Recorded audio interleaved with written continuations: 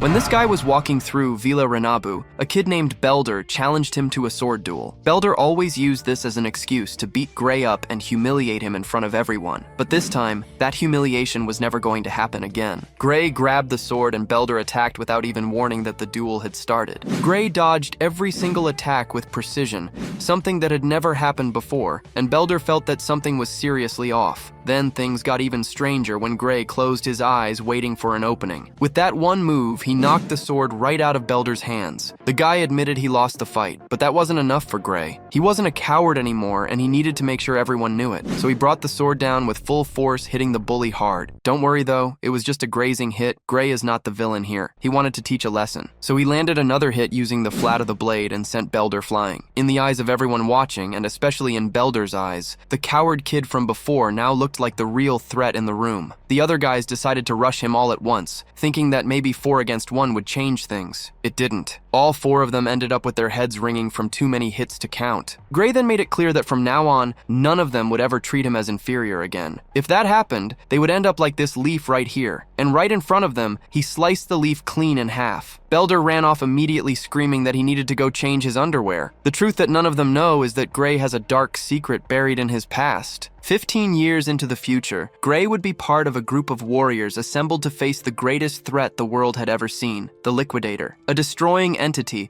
that wiped an entire continent off the map like it was nothing. To fight this thing, the greatest warriors on Earth were brought together. A man who survived a giant's attack without a single scratch. A sage with power equal to an entire army. An archer who took down a high-level dragon with a single shot. And the strongest swordswoman who ever lived. Every single one of them was wiped out. Gray watched each of them fall without being able to do anything. He was the low-ranked soldier, the disposable pawn, the name nobody remembered. But when everything seemed to be over, something happened. A power that nobody could explain kept him alive when he should have been dead. An entity called Kronos appeared and told him one simple thing. Gray's power was stronger than the Liquidator's own power. The problem was he had no idea how to control it. So Gray was thrown back into the world with a black sword covered in red lightning and went straight at the monster. He managed to hurt the Liquidator, something none of the greatest warriors in the world had been able to do, but it still wasn't enough. The Liquidator was untouchable inside his own plane of power, and Gray had no real control over what he was carrying. That's when Kronos stepped in for good, sent the Liquidator back in time and threw Gray even further into the past so he could learn from scratch everything he never learned, and this time, get it right. Gray opened his eyes and he was in Villa Renabu, 15 years before any of it happened, and it was right there, in those very first moments back, that he ran into Belder and the gang. We already know how that ended. With all 4 of them on the ground begging for mercy, Gray put away his sword and looked at Belder. He had one simple request, a referral to the Sara dojo. He needed a path to the greatest academy in the world, and that humiliated bully right in front of him was the fastest door he had. Belder ran towards the dojo to recommend him. Once in the city, Belder asked the protagonist the reason for his interest in the dojo. The protagonist explained that he was seeking a recommendation for the academy through that place. One of Belder's gang members commented that the protagonist already seemed strong enough, without the need to go to the academy. The protagonist, however, stated that his level of strength was far from ideal. After all, not even the world's greatest elite group had been able to defeat the Liquidator. Even when using his black swordsman power, he couldn't even scratch him. He didn't know how much stronger he would need to become to defeat that monster. However, there were clues on how to achieve this goal, and he was determined to follow them. At that instant, for a few seconds, he felt he could control a dark power. He focused on learning the sword art of the Holy Swordsman. If he had trained his sword skills more under the same conditions as the Holy Swordsman, the outcome would have been different. For this reason, Kronos had sent him back to the past. Belder's master was irritated to learn that he had attacked a civilian using the techniques she had taught him. Sara, the sword dojo instructor, showed her disappointment with the young man. Belder tried to justify himself, saying it wasn't a fight, but rather a training session. At that moment, Sara struck Belder with her wooden sword to teach him a lesson. She reprimanded him, telling him not to make excuses, as attacking an unarmed person was not a fight training. Pointing the sword at Belder, she told him to leave and never return. She then informed Belder's gang members that none of them could consider themselves students of the dojo anymore. The quartet left dejectedly, and Sara apologized to the protagonist. She had heard that he desired a recommendation for the academy. As a way to apologize for the trouble caused by Belder and his gang, she offered to write the letter of recommendation. However, first she needed to confirm the protagonist's skills, and for that, she handed him a wooden sword. She said he would have the first move in a test fight against against her. The protagonist advanced, delivering quick attacks while Saria defended them. Saria noted that the protagonist's Shin sword skills were remarkably practical for his age. Realizing that he had already been through several battles, she had proof of this when he dodged one of her blows. After all, his style was almost entirely self-taught, and his fighting method seemed similar to the Academy's sword style. When he delivered several blows in sequence, Saria wondered if someone had taught him, as he demonstrated exceptional talent. She realized that he was a rough diamond that needed to be polished. After a series of rapid attacks from the protagonist, Saria ended the fight apologizing. She went all out against him, determined to defeat him once and for all and conclude the test. However, the protagonist managed to dodge and defend her blows with remarkable agility. Even under repeated attacks, he kept up with her movements and did not give in to her blows. Saria, who initially only wanted to test his skills, suddenly found herself giving her all in the fight. She wondered why she was so scared of that child. Suddenly, the protagonist delivered a slash imbued with malevolent energy. Saria dodged, feeling a bad premonition, even though the blow seemed rushed. Finally, he revealed his weakness, and Saria intended to end the fight with the next blow. However, the blade of her wooden sword was completely destroyed at that instant. Saria's wooden sword blade flew away, and the protagonist felt the same sensation as before, realizing he still possessed the same power as the time entity. At that moment, he felt intense discomfort and fell to his knees on the ground. His body could not keep up with the power level. He could barely stand, but he claimed to be fine. He thought about not using his power recklessly anymore. He decided not to tell the swordswoman the truth for now. Even if he did, Saria probably wouldn't believe him. Gray, unable to control his power, changed the subject, claiming he had gotten carried away. Saria, however, knew it was impossible to cut a blunt blade in that manner. She was sure that he knew it too, and was lying. Realizing that Gray was avoiding the topic and did not intend to talk about what happened, Saria accepted the situation. Resuming the topic of the Academy recommendation, Saria stated that she could provide it. It was the Swordsmanship Academy, the best educational institution in the kingdom. However, she could not recommend him there, as he was not prepared for such an environment. Gray felt that he did not possess enough strength and could barely accomplish anything, except in moments when his power manifested. Instead, Saria suggested he go to the Unified World Academy, not only the best academy in the kingdom, but the most renowned institution in the world. Upon hearing the recommendation for the Unified World Academy, Gray was shocked. After all, it was the place where the holy swordsman and other heroes had emerged. Gray asked if he would be accepted into that academy, and Saria replied that it was impossible. His body was far from being conditioned to be a swordsman. If it were at the Royal Academy, he might still be able to compensate with his skills, but at the Unified World Academy, that would be unfeasible. Saria questioned how he had acquired so much skill with such a fragile body. Gray knew that all the students at that academy were true prodigies, and with his current body, he did not come close to their level. However, Saria encouraged him not to give up, as there were 9 months left until the entrance exam. She admitted that 9 months was not enough time, but she asked him to trust her. Over the next 9 months, she would subject him to rigorous training so that he could enter the academy. Gray, though reluctant to suffer, accepted the challenge. He asked her to train him and guide him in the following months. Saria approved of his response and declared that the torture would begin soon. Days passed, and Gray, in addition to eating abundantly, dedicated himself intensely to training. He honed his sword skills and strengthened his body. 8 months later, Gray had developed a remarkably impressive physique. Saria stated that he was much more muscular and that she had nothing left to teach him. She informed him that in that last month, he would take an exam in an unknown location and should arrive early. She handed him enough money for the trip and for a month's worth of supplies. Gray thought that going a month early for the exam was too soon. He interpreted that as a form of expulsion from the village on her part. Saria, however, said that he was exaggerating. Gray then mentioned the discovery of an ogre nest near the village. He added that there were not many guards, and Saria confirmed the existence of the ogre nests. However, she stated that it did not directly affect them, as help would come from the royal capital. She instructed Gray to go to the exam without worries. Gray soon realized that she was lying, and that no help would reach the village. He knew that, shortly before the village was destroyed, his master would lose her life. In the future, they would say that she had been massacred while facing an ogre alone. Gray thanked Saria and stated that he was leaving for the journey. Saria said that she would pray for him to pass the exam. That very night, Saria headed to the ogre nest in the middle of the forest. She had discovered discovered the nest's location through the scout's report. However, from high up in a tree, Gray asked where his master was going. The master was shocked to see Gray in the tree, questioning his presence since he should have been on his way to the academy. He questioned what she had said about the ogres being exterminated by the royal capital's army. Sara lied, claiming the army couldn't come due to an emergency, which was why she was there alone. Regardless, she stated that she would handle it alone, as she knew the nest's strength from the report. She knew the chief was an elite ogre, and that the nest housed a total of 45 monsters. Even with the difficulties and the presence of an elite ogre, she insisted she would succeed. Gray knew that an elite ogre wasn't that strong in isolation. However, the ogre's true strength lay in its intelligence and leadership. Gray knew that fighting alone would be suicide, as she would be surrounded. He thought that if he left his master alone and departed from the village, she would be destroyed. After all, he had already witnessed this future with his own eyes. Therefore, he insisted that his master take him on this mission. Stubbornly, Sara stated that she would handle the nest alone. However, Gray didn't want to miss the chance to gain combat experience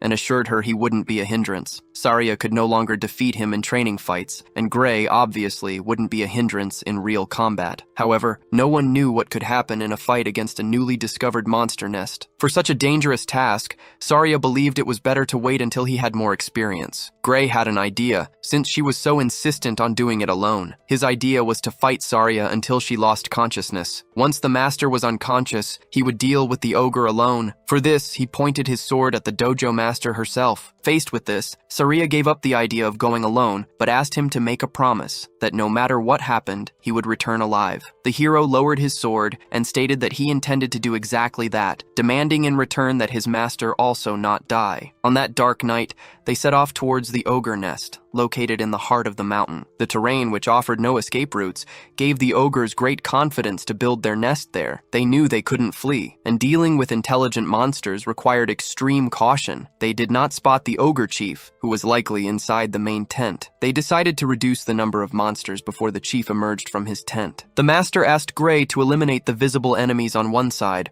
while she would take another path to take down the other ogres. With weapons drawn, the two advanced at high speed against the ogres. The ogres barely had time to notice the attack before being struck. Many were eliminated before they could react, until a pack of enraged ogres charged at them. The hero pulled back his sword and delivered a spinning slash, eliminating several enemies at once. One of the ogres tried to deliver an axe blow, but Gray cut it in the belly. Meanwhile, the master swordswoman also eliminated several ogres, without suffering any attacks until that moment. Gray and Sara eliminated all the common ogres in the area. Sara asked Gray if this was his first time in real combat, but he merely asked her to stay alert. Gray found it strange, as the monsters seemed too weak. He knew his master could handle them alone, given the ogre's fragility, unless inside that tent there was a truly horrifying monster. Upon looking at the tent and spotting terrifying red eyes, Gray was startled, ordering his master to leave immediately. Terrified, he yelled for them to get out of that place now. Thus, the two began to run very fast, fleeing the location. However, an elite ogre appeared, destroying part of the camp. Sara commented that it was an honor for the chief himself to come to meet them. However, the protagonist stated that he was not the chief, and that the true one was right behind him. The true chief, an elite ogre, let out a deafening roar. The roar echoed, and the ogres began to react, becoming extremely furious. They noticed that he was something much stronger than just an elite ogre. Gray recognized him as an ogre general, the true chief of the nest. The master recognized that an ogre general was not a monster they could face alone. They decided to eliminate the elite ogre, and then leave. Sara defended an axe blow from the elite ogre with her sword. Then, she delivered a cut to the ogre's chest. However, the ogre's wound began to heal immediately. The hero explained that the ogre general's roar increased the strength and recovery ability of his allies. That was why the orcs were so strong at that moment. Even the weakest orcs were not easy to defeat. The protagonist left his rear under the protection of the master swordswoman,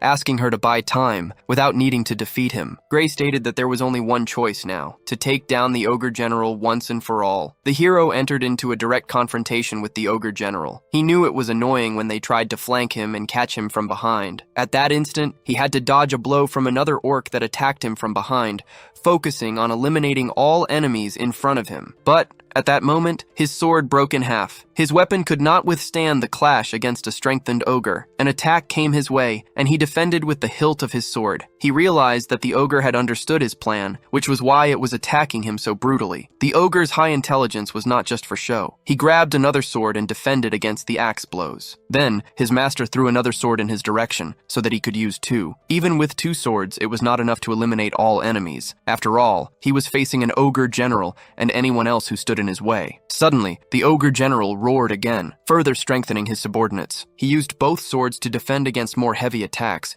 using his body's strength to push back the ogre's axe. Pushing one of them out of the way, he charged into a crowd of monsters. Attacking in a straight line, he managed to hit several, but suffered an attack to his shoulder. Without time to react, Gray suffered more blows as he advanced. In his attempt to clear a path through the crowd, one of the ogres grabbed him by the waist, immobilizing him, while another monster tried to deliver a fatal blow. The blow was successful, hitting Gray's shoulder. The monsters were wearing down his swords and throwing them at him to immobilize him. At that instant, an enraged monster tried to land a punch on Gray's face. The powerful punch was defended by Gray's sword, but the blade shattered. Gray was thrown backward, severely wounded by the impact of the punch and the previous cuts. He fell to the ground with yet another sword destroyed. He was left with only one sword to face the crowd of monsters. He needed to face hordes of enemies and an ogre general with only one sword. Due to his experience acquired before his regression in time, Gray knew that he would not be able to defeat them. Given this, he ordered his master to flee while the monsters were focused on him. The master laughed, apologized, and stated that she could not do that. Gray said that she should not die there and that she did not need to worry about him. She explained that it was not because of that, saying that she could no longer run as her leg was injured. Due to the cut on her leg, she was out of options and would have to fight. Gray had gone back in time to defeat the liquidator. Everything seemed like it would end the same way. As he delivered another attack, his last sword broke and he felt hopeless. In denial, he refused to accept that the fight would end that way. If he used the power of the Black Swordsman, he could win. By accessing that power, all his enemies would become weak. So, he decided to recall the feeling he had when facing the liquidator. He closed his eyes, concentrating on that feeling, and looked at the broken sword. When he opened his eyes again, he was enveloped in shadows and delivered an attack with his broken sword, which generated a magical slash. This magical slash was enough to defeat a multitude of ogres lined up in front of him. The master didn't seem to see the blow itself, but noticed that Gray had defeated several monsters. Smiling as shadows consumed his body, he said that everything was fine. He eliminated several orcs at once, leaving the ogre general terrified. Then he delivered a shadowy slash that eliminated the general as well. The master also defended an axe attack. She exclaimed that the monster had given her trouble and cut it into several pieces. Now that the general was no longer strengthening them, the monsters became weak again. Thus, Gray defeated the ogre general using his Black Swordsman form. He apologized for breaking his master's sword. For saving her life, the master said she didn't care about that. She asked about the attack Gray had delivered moments ago. However, she received no answer, as he collapsed to the ground, exhausted. When he became unconscious, she began to shout for him to regain consciousness. After being unconscious, Gray woke up in a dark and unknown place. In front of him, there was a door adorned with iron chains. A black and red energy appeared before him. Immediately, he recognized it as the power he had used before. He wondered if, by opening that door, he would gain the power he so desired. As soon as he took a step forward,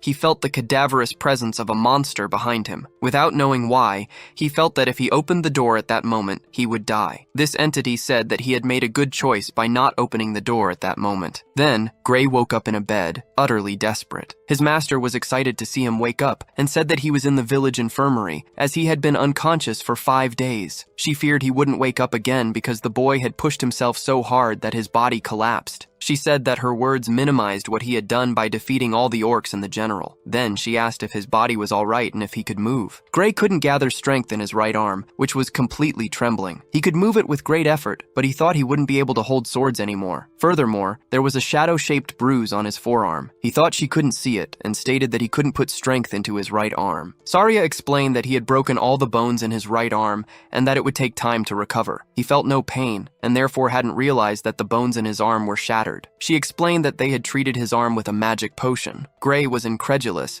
because magic potions were very expensive. Sara explained that the village chief had gifted Gray the potion. Gray questioned why the village chief would give something so expensive to someone like him. His master then clarified that Gray was now the hero of that village. The news surprised him, but at that moment, the village chief entered the infirmary. He effusively thanked Gray for his heroic act. After all, the Ogre General was a monster capable of destroying the village, and no neighboring force would have come to their aid. The chief stated that if Gray hadn't eliminated the threat, the village would have been completely devastated. Therefore, he handed over the potion, in recognition of Gray saving the lives of all the citizens. Gray thought the chief was exaggerating by saying that, without him, the villagers would have died. However, the village chief assured him that there was no exaggeration in his words. Gray knew the chief was right, because, in the world before his regression, the village had indeed been destroyed by the ogres. The chief offered to explain the details and mentioned that he knew about the academy admission exam Gray wished to take. Gray knew that there were only 2 days left until the academy exams and that the World Union Academy was a 3-day walk away. He could arrive in 1 day if he went by horse, but he didn't have money for that. So he asked the village chief to lend him a horse. The chief, anticipating the request, had already prepared the best horse in the village in advance. Sara commented that if Gray hadn't woken up on that last day, they would have taken him while he was sleeping. Upon opening the door, Gray saw all the village citizens gathered, holding signs and wishing him good luck. They also thanked him for his heroic act and expressed hope that he would pass the exam. One of the villagers handed Gray a bag, explaining that the entire village had pooled money so he could enroll in the World Union Academy. Very happy, Gray thanked the villagers, promising that he wouldn't be able to return if he failed the exams. Sara added that none of the academy candidates had managed to defeat an ogre general. However, Gray was concerned about the condition of his right arm. Sara reassured him, saying that his left arm was more than enough and that he wouldn't need to use the shadowy power. Gray, however, feared that the exam wouldn't be lenient and would require the use of both arms. Sara, with complete certainty, stated that the academy examiners would notice his skill and that he would pass the test. Gray thanked her. In the other reality, the village had been destroyed, but in this one, it remained standing. This made Gray realize that this world was no longer the same as before. He felt hope that the future could be altered with the power he had acquired. At that moment, he set off on his journey to pass the exam. Thanks to his swift horse, Gray quickly arrived at the city where the exam would take place. Finally, he reached the World Union Academy, a giant castle that stood before him. As soon as he entered the premises, the distribution of exam tickets began. Candidates were instructed to remain in the central arena until the process was complete. Looking around, Gray noticed the large number of candidates and heard comments that only 20 would pass. The candidates commented that the number of successful applicants varied each year. The previous year, 50 people had passed, and there was even a year when only 1 person passed the exams. Over the microphone, the entrance of Professor Ariel was announced. She would begin distributing the exam tickets. Candidates were to pick up the papers in front of them and slide their fingers over them, generating magic. Gray picked up the paper in front of him, as instructed. He was candidate number 513 for the fencing course. To the surprise of some, nothing was written on it except the number and the course the person would attempt. The World Union Academy did not discriminate based on age, gender, or social status. Therefore, not even the person's name was written on the paper. After all, these characteristics were not important to the academy. Only those who passed the exam and earned the right to cross the bridge would reveal their names. They could even use false names if they wished, as it would make no difference. Even though he had left his sword at the inn, Gray was assigned to the fencing course. Professor Ariel assigned the courses according to the candidates' appearances, asking those who were in the wrong course to raise their hands. Everyone was surprised that she had chosen the courses based on appearances, speculating whether they had already been previously evaluated or if she had used some kind of mind-reading magic. The professor noted that no one was in the wrong course, and then announced the exam schedules. Gray's exam would be at 11 o'clock on that first day. He wasn't very enthusiastic about having his exam on the very first day, as he wanted more time to recover his arm. He was informed that the exam would be practical and that delays would result in disqualification, requiring punctuality. Gray could not change the exam time, and furthermore, he had no strength in his right arm. He ardently wished for his arm to heal by the next day. The next day, Gray found that his arm had not recovered. Even so, he decided to proceed with the exam. A servant instructed him to wait at the arena entrance, as he would be the next candidate. While his left arm functioned perfectly, his right arm moved only slowly. Gray used the remaining time to observe the examiner, looking to identify any openings in his future opponent. A brute charged at the bespectacled swordsman like a bull, delivering a heavy blow. However, the bespectacled swordsman dodged, and the brute's heavy sword hit the ground. The brute declared that he wasn't finished. Pulling his sword from the ground, he prepared a new attack. As he launched his sword at the bespectacled swordsman, the latter defended himself with his thinner blade. The brute was shocked to see that his sword couldn't break his opponent's. At that instant, the brute's guard was broken by the bespectacled swordsman's strength, who delivered a blow, sending the opponent's sword flying and knocking him to the ground. The exam was concluded. The brute could then retrieve his weapon and withdraw. Gray watched the fight, considering it a lost cause. The bespectacled swordsman, who was the examiner, called candidate number 513 to enter the arena. Gray felt hopeless having to face a man who had just defeated a much larger opponent and who had done so using only one arm. The examiner told Gray that he could deliver the first blow. Although Gray didn't feel he had a chance, he decided to give it his all, advancing impetuously against the examiner. Gray remembered his master's teaching, not to swing the sword only with his arms, but to channel the force generated by his entire body through them. Even with his right arm weakened, Gray transferred the force through other muscles, delivering a quick cut that the examiner managed to dodge. It wasn't as if Gray could fight in his usual manner. After all, swinging the sword without full strength wasn't as simple as in training. While his left arm prepared another sword strike, the examiner tried to take advantage of the opening. However, the instructor's sword seemed too slow for Gray. Gray managed to predict the trajectory of the blow and defended it with ease. He realized that the instructor possessed considerable power, but his speed didn't compare to his master's. Trusting in the swordsmanship he had learned from her, Gray believed he could compensate for the difference in strength in his arms. Gray attacked from the front and then advanced against the examiner at high speed. Gray noticed the examiner's slowness, who began to show shock. Gray had overestimated the man, realizing that he was not as strong as he seemed. He remembered his master's words, who had stated that he would certainly win the test. They engaged in a sword clash, and Gray managed to deflect the examiner's arm upwards. Gray felt confident that he would truly win the test. Although Gray understood the examiner's swordsmanship, the power difference was significant, and he couldn't break the opponent's stance. After all, it wasn't that easy to win using only one hand. With this in mind, Gray observed that the examiner's movements were becoming disorganized. Gray dodged a blow from the examiner and planned a way to end the fight. He remained still, waiting for the examiner to deliver an attack. When the instructor delivered a top-to-bottom sword strike, Gray noticed a wide and open blow. As he dodged to the side, Gray exposed an opening. The strike, large and predictable, left an opening in the instructor's back. It didn't matter how great the power difference between them was. Having reached the examiner's back, Gray had a surprise attack ready to be unleashed. The moment Gray was preparing to deliver the sword strike to the examiner's back, the fight was interrupted. Gray found it a bit early to stop the fight. It was announced that the exam's time limit had come to an end. For this reason, the exam result was a draw. Gray was sad that he hadn't achieved victory, even though he had prepared the final attack. Looking down, Gray felt that he had given his best, but knew that things would be difficult for him since he hadn't managed to defeat the instructor. Deciding to try the exam again the following year, with his arm healed, Gray looked at the Grand Coliseum and thanked for the opportunity. A week later, a meeting was held at the World Union Academy. An elderly man asked for the attendees' opinions on the candidates now that the exams had finished. The meeting participants agreed that the joint observation method was quite efficient. Another member added that they couldn't afford to ignore a talent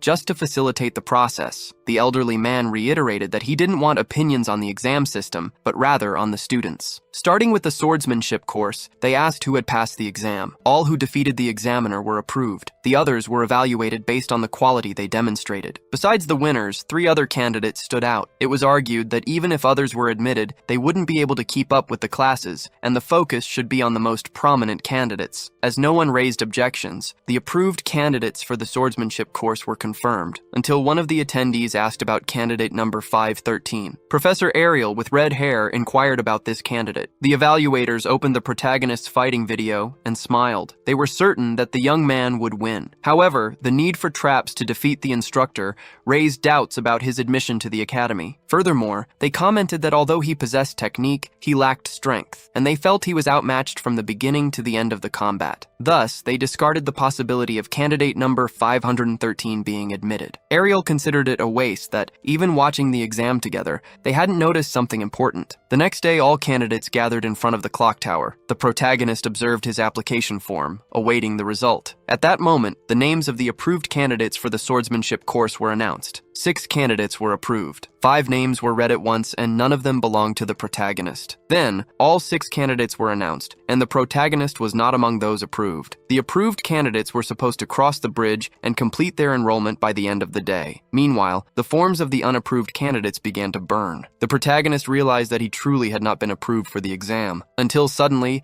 the Divine Eye special admission was announced, and candidate number 513, Gray, was approved. The application form in his hands burned in a blue flame. Gray had been approved through the Divine Eye special admission, something the protagonist was hearing about for the first time. Some commoners commented that the World Union Academy was weak, allowing people to enter through questionable means. Gray had no connections, so he thought his master might have helped him. An old man reprimanded the commoners, asking them not to speak that way about the special admission. After all, the Divine Eye was an honored category, responsible for training heroes for over 100 years. Recent candidates approved by the Divine Eye included Amy White, Bella Albright, and Leek Muller, in addition to the great Jacob Bloomfield, who would become a hero in the future. The candidates present considered these swordsmen very unsuccessful. The protagonist recognized that these were the 3 who had been part of the main force against the Liquidator, and, in that new reality, his name would be alongside theirs. The entrance ceremony would begin in 30 minutes. It was said that they could change and gather in the square in front of the building. The protagonist was seen in uniform, sporting the Academy's insignia. Upon arriving at the square in front of the building, the students wondered if that was the correct location. At that moment, a man informed them that there had been a slight delay in preparation due to a mistake. He asked them to take a few steps back while he positioned the stairs. After positioning them, he invoked magic and used it on the structure. The structure began to break apart,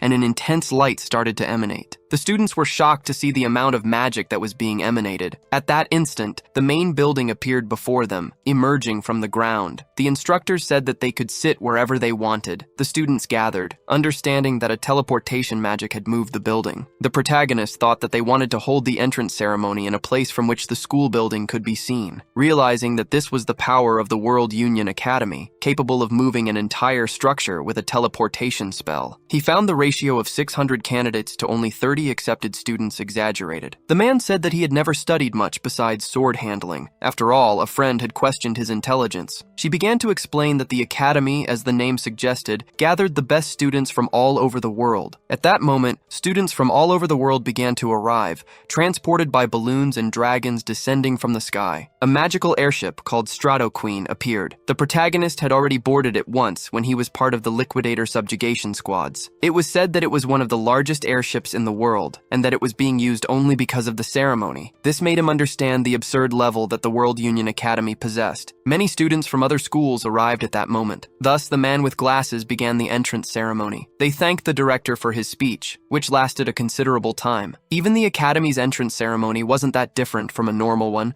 and the protagonist felt sleepy. After the greetings from the best students of each course, the presentation would begin. The director asked Leonhardt, the best student of the swordsmanship course, to step forward. They began to whisper about him, who had defeated the examiner at the moment of the admission exam. Rumors said that he was as good as any of the professors in swordsmanship. His name was Leonhard Apis. He confirmed if he could speak freely in the course and thanked them when they accepted the proposal. Therefore, he decided to make a statement to the World Union Academy. Leonhard addressed his peers, stating that although not all of them had been admitted through conventional means, it was an honor to join the Academy alongside each of them. To become individuals who contribute to the world, it was essential that they work together. He expressed his anticipation for the days when, as prestigious students, they could aim for great achievements. However, Leonhardt declared that amidst all of this, there was something that did not deserve to be present. He was referring to Professor Ariel and the Divine Eye, which had admitted the protagonist. Professor Ariel spoke up, stating that all students had passed a rigorous examination. She added that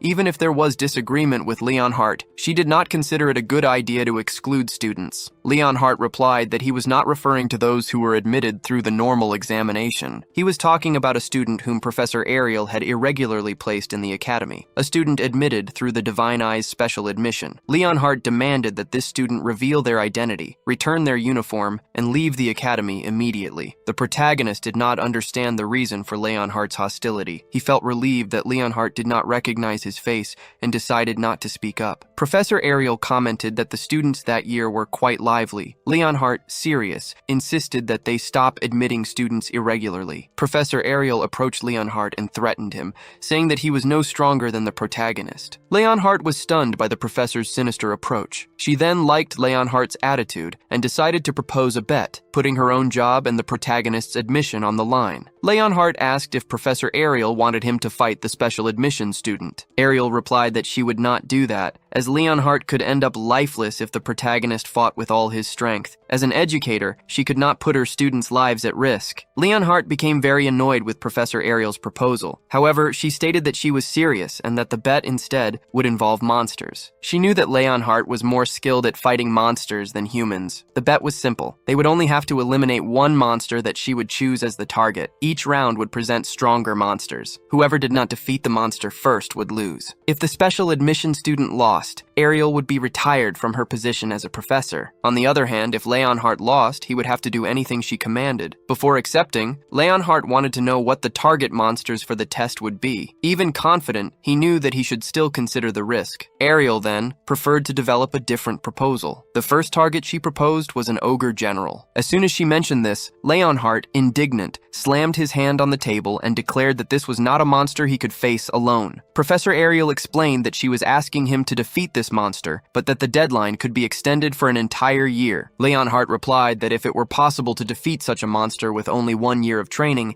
people would not suffer so much because of it. He asked her to choose another monster for the test, reiterating his understanding that if a monster of that level could be defeated with 1 year of training, humanity would not face so many problems. Professor Ariel presented another condition. In case of a tie, Leonhardt would win the bet. If the protagonist failed to defeat the ogre general, she would be fired and the special admission student expelled. When asked what he thought of this, Leonhardt replied that it was madness. Professor Ariel concluded that he had no options and accepted the bet. But Leonhardt added that the ogre general could not be the final challenge and claimed that he could sign the contract without problems at that moment. Leonhardt took the pen and signed the magical contract without hesitation. He asked the professor if the student could really win, raising some points of questioning. The other students thought it was madness for Ariel to bet her career on a boy. Some believed that she had already passed her prime, was not very strong, and would not leave the academy. The protagonist was not very happy with the bet. He thought the professor had given a 1-year deadline to defeat the ogre because of him. He imagined she had observed him before his enrollment. He was shocked to observe every demand she had made from the beginning, realizing that his professor was truly playing dirty with those conditions. After some time, a class on the fundamentals of magic began. The professor assumed the students were surprised by him giving a lecture on the very first day. However,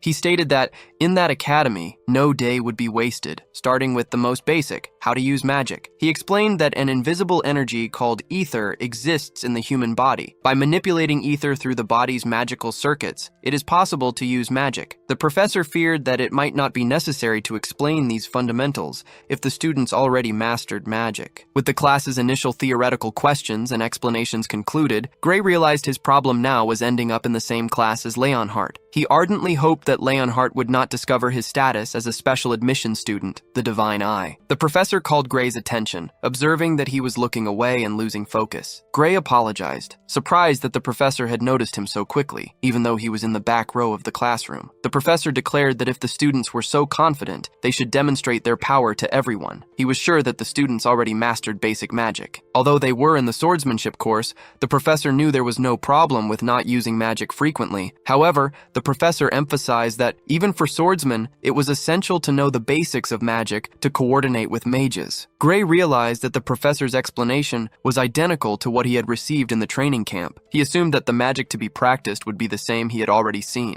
Gray wondered if the magic they would learn would be the ether projectile. The professor noticed that Gray already seemed familiar and asked if he could use magic. Gray confirmed that he could, having learned it in the training camp. Seizing the opportunity, the professor decided to turn the demonstration into a duel. Leonhardt also knew how to use ether projectiles, and the professor proposed that the two face each other. Leonhardt stated that he had also been trained in magic before joining the academy. The professor explained that, although there was a power difference between the two, an ether projectile would not be lethal. Then, he revealed that Gray was that year's Divine Eye student. At that moment, the entire class turned their eyes to Gray. Gray was annoyed with the professor for exposing his secret identity. He stood up, determined to show everyone how he used magic. Meanwhile, Leonhardt decided to show the other students the true nature of the academy. The professor instructed the special student, Gray, to come down and approach. When the professor gave the signal, the two would fire ether projectiles at each other. Gray didn't feel confident, as he had only trained this technique for a few days on the battlefield. He feared he wouldn't emerge unscathed. The professor then gave the signal for them to begin the training. Leonhardt formed a magic projectile, determined to demonstrate the incredible difference in strength between them. Gray also created an ether magic to retaliate. The two launched their magic simultaneously,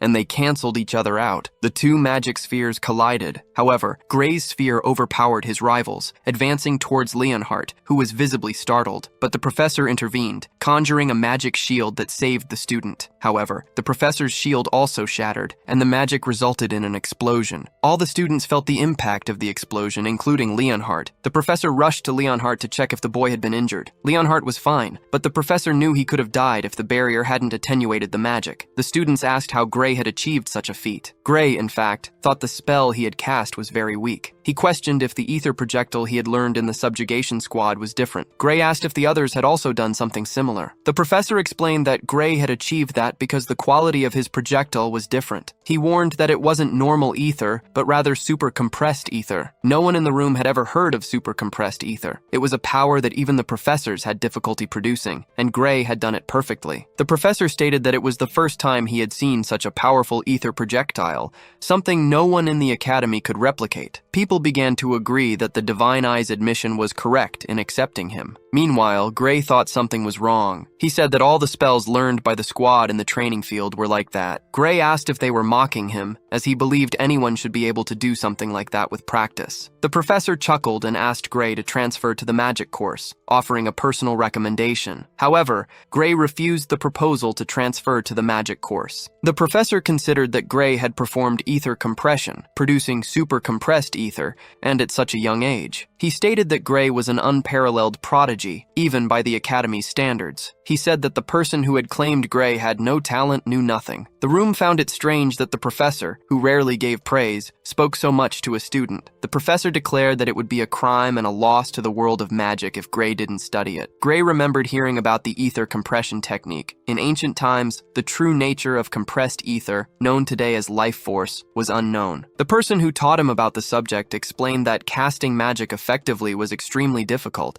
as it required compressing ether within one's own body before releasing it. In the future, this technique would be viewed with disdain, considered weak and ineffective. Gray then asked the professor if he knew about OD. From the master's reaction, Gray understood that the world of that era still had no knowledge of OD. This meant that what he had learned in the subjugation squad was, in fact, knowledge from the future. He would need to be extremely cautious when deciding with whom to share this information. Gray declared his deep love for swords and refused the offer to join the magic course. The professor, respecting his decision, told him he could seek him out any time if he changed his mind. Upon returning to his seat, the professor stated that he would no longer reprimand him if he looked away during class. He added that the lecture was too basic for Gray, who was free to leave at any time. The other students were incredulous at the permission, and Leonhardt, in particular, changed his attitude towards Gray. Later, Professor Ariel sent a letter to Gray, requesting his presence in her office after class. Gray assumed the summons was the result of a complaint from Professor Carlos from the fencing course, and that Professor Ariel would likely advise him to change courses. Upon entering the room, Gray was surprised by an attack. Someone lunged at him with a sword, but he easily defended the blow. His body reacted instinctively to the attack from a blue-haired girl. He realized he had seen that girl somewhere before. At that moment, Ariel confirmed that her observations about Gray were correct. She also stated that Bella had not held back, and that Gray's movements were impeccable. Gray confirmed that the attacker was Bella Albright, the sorceress. Ariel declared that the other professors should resign from their positions, as they were unable to perceive whether Bella had held back or not. The professors admitted their failure and handed coins to Professor Ariel. Ariel explained that they were betting on whether Gray could defend Bella's surprise attack. She then handed a gold coin to Gray, as she had won the bet. The professors noticed that Gray did not use his dominant arm for defense, as if he were protecting an immobile arm due to an injury. injury. They speculated that the injury was deeper than it appeared. Gray was surprised by the professor's ability to deduce all of that just by observing him. Ariel added that if they weren't capable of such perception, they wouldn't be professors at the World Union Academy. Ariel revealed that she had known about Gray's condition since the admission exam, which was why she had made the bet and then dismissed them. The professors, while admitting Gray's potential, warned that if the injury didn't heal, he would have to leave the academy. As soon as the other professors left the room, Ariel wanted to discuss magic. She had received information that Gray used compressed ether in Professor Carlos's class. Professor Carlos himself had sought out Ariel's office to transfer Gray to the magic course. However, Ariel refused, as she believed Gray was more suited to wielding a sword than using magic. She was sure that he wasn't just good at compressing ether. Seeing that Ariel perceived everything with just a glance, Gray decided not to lie. She wanted to know what trick he had used and promised not to tell anyone, even offering a reward. Ariel revealed that her interest was because of Bella Albright. Gray almost called her a sorceress, which could cause a problem. Ariel explained that Bella was brilliant in magical theory, but not in practice. For some reason, she couldn't compress ether effectively. Gray had already heard that Bella was deficient in this aspect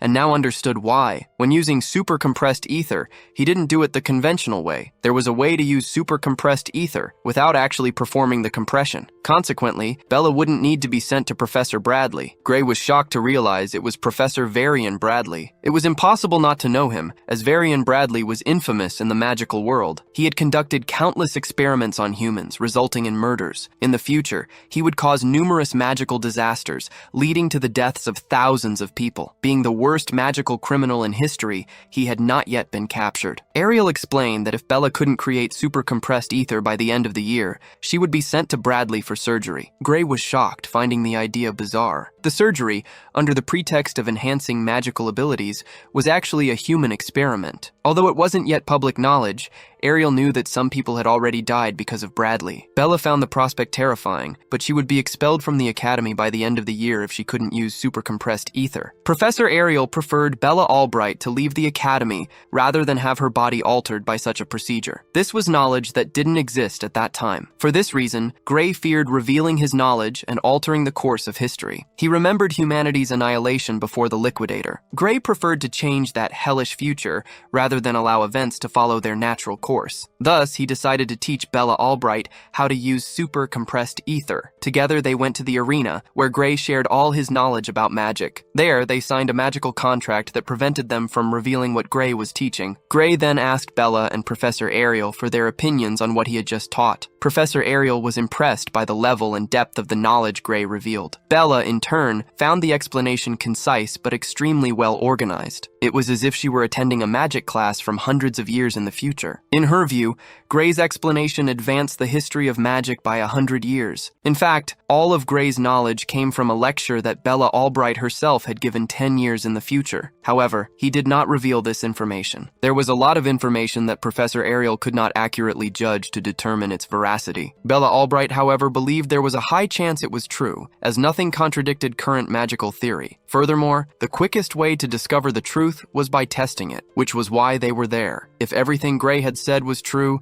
the spell would work. Bella then used her current power, invoking magic through her staff. Gray recalled that it was said Bella's full power was capable of setting an entire city ablaze. Moreover, it was rumored that she couldn't properly control her magical output. When Bella conjured the magic, an intense glow emanated, followed by an explosion. The explosion was so powerful that it made Gray scream. He was in the crossfire, surrounded by the tower of fire Bella had created. The power was overwhelming, and if Bella hadn't taken control of the magic, Gray would have perished. The fire began to climb Gray's arm but stopped, and Bella saved his life. Bella was happy to have finally managed to control the ether in the way Gray had taught. At that moment, an enormous fire dragon emerged from her staff, and Bella found the scene amusing. However, Bella's ether was completely depleted, and she fell to the ground unconscious. Professor Ariel explained that Bella fainted because her magic source was depleted. Professor Ariel found it wonderful to think that Bella had conjured such a powerful magic in so little time. Still unconscious, Bella replied that the super compressed ether theory was incredible, not her. However, the theory did not belong to Gray, but to herself, created in the future, in a different timeline. Professor Ariel stated that now that Bella could create super compressed ether, she no longer needed the surgery. Professor Ariel was happy that they had avoided that risky surgery with Bradley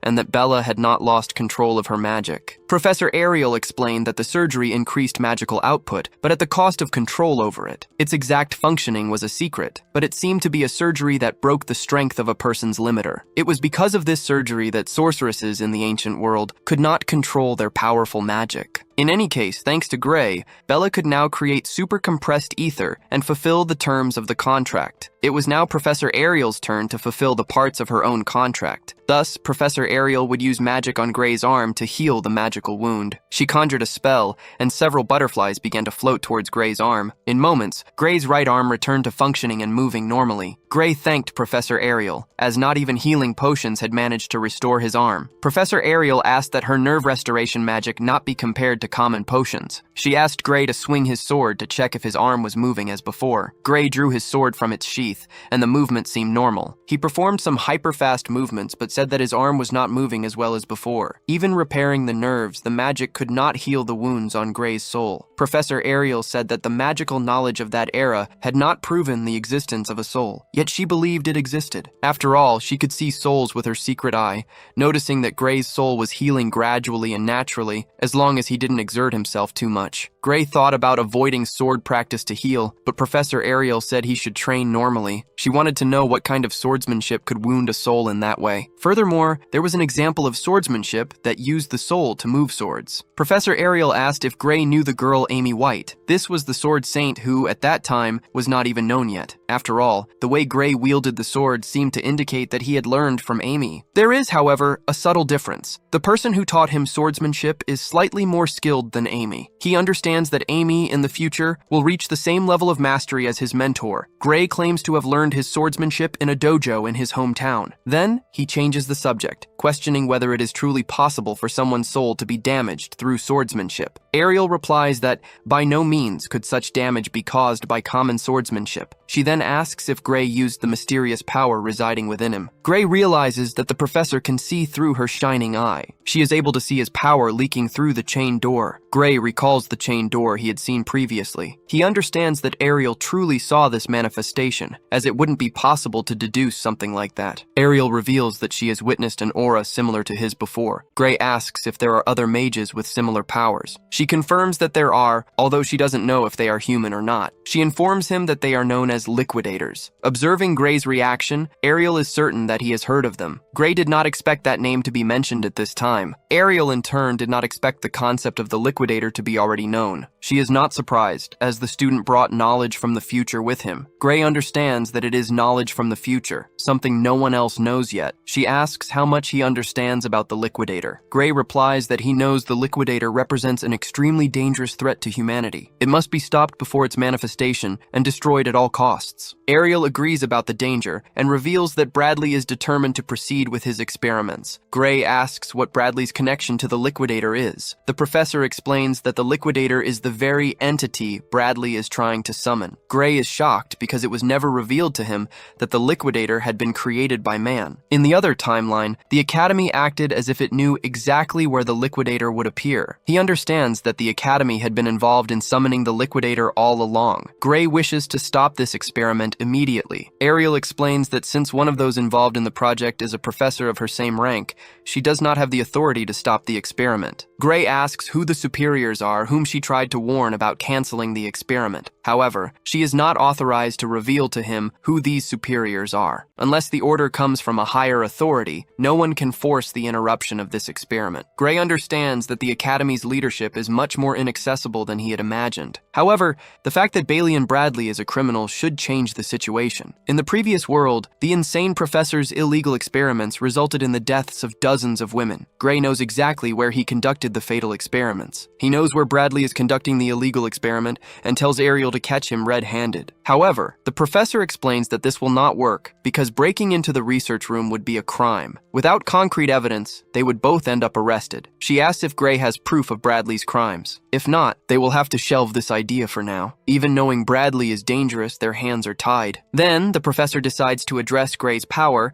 and asks if he wishes to learn to control it. She mentions that there is a professor at the academy very competent in dealing with unknown forces. His name is Heathcote Longfellow. Gray knows that Heathcote is the same one who trained the Sword Saint herself. Ariel will arrange for him to begin private training with this professor the next day. The reason he came to this academy is precisely to master this power, and he thanks the professor. Gray did not expect to find a clue on how to do this so quickly. The next day, he meets the professor and starts running. He wonders why he is running if he should be receiving private lessons from Longfellow. The professor observes that Gray's mind is wandering as they run through the forest. He tells him to pick up the pace since he is thinking so much, and to run until his body reaches its limit. Only after burning every drop of physical strength will his soul awaken. Longfellow states that as long as Gray still has energy in his body, they will not touch a sword. Gray imagines that Longfellow's training must have a reason. However, while running, he thinks about the experiments Bailey and Bradley is conducting. He wonders if he should really be doing this now, while a criminal is at large. A week later, Ariel asks how the training with Longfellow is going. Gray explains that they only did running and a very short sword training at the end. When Gray mentioned feeling stronger,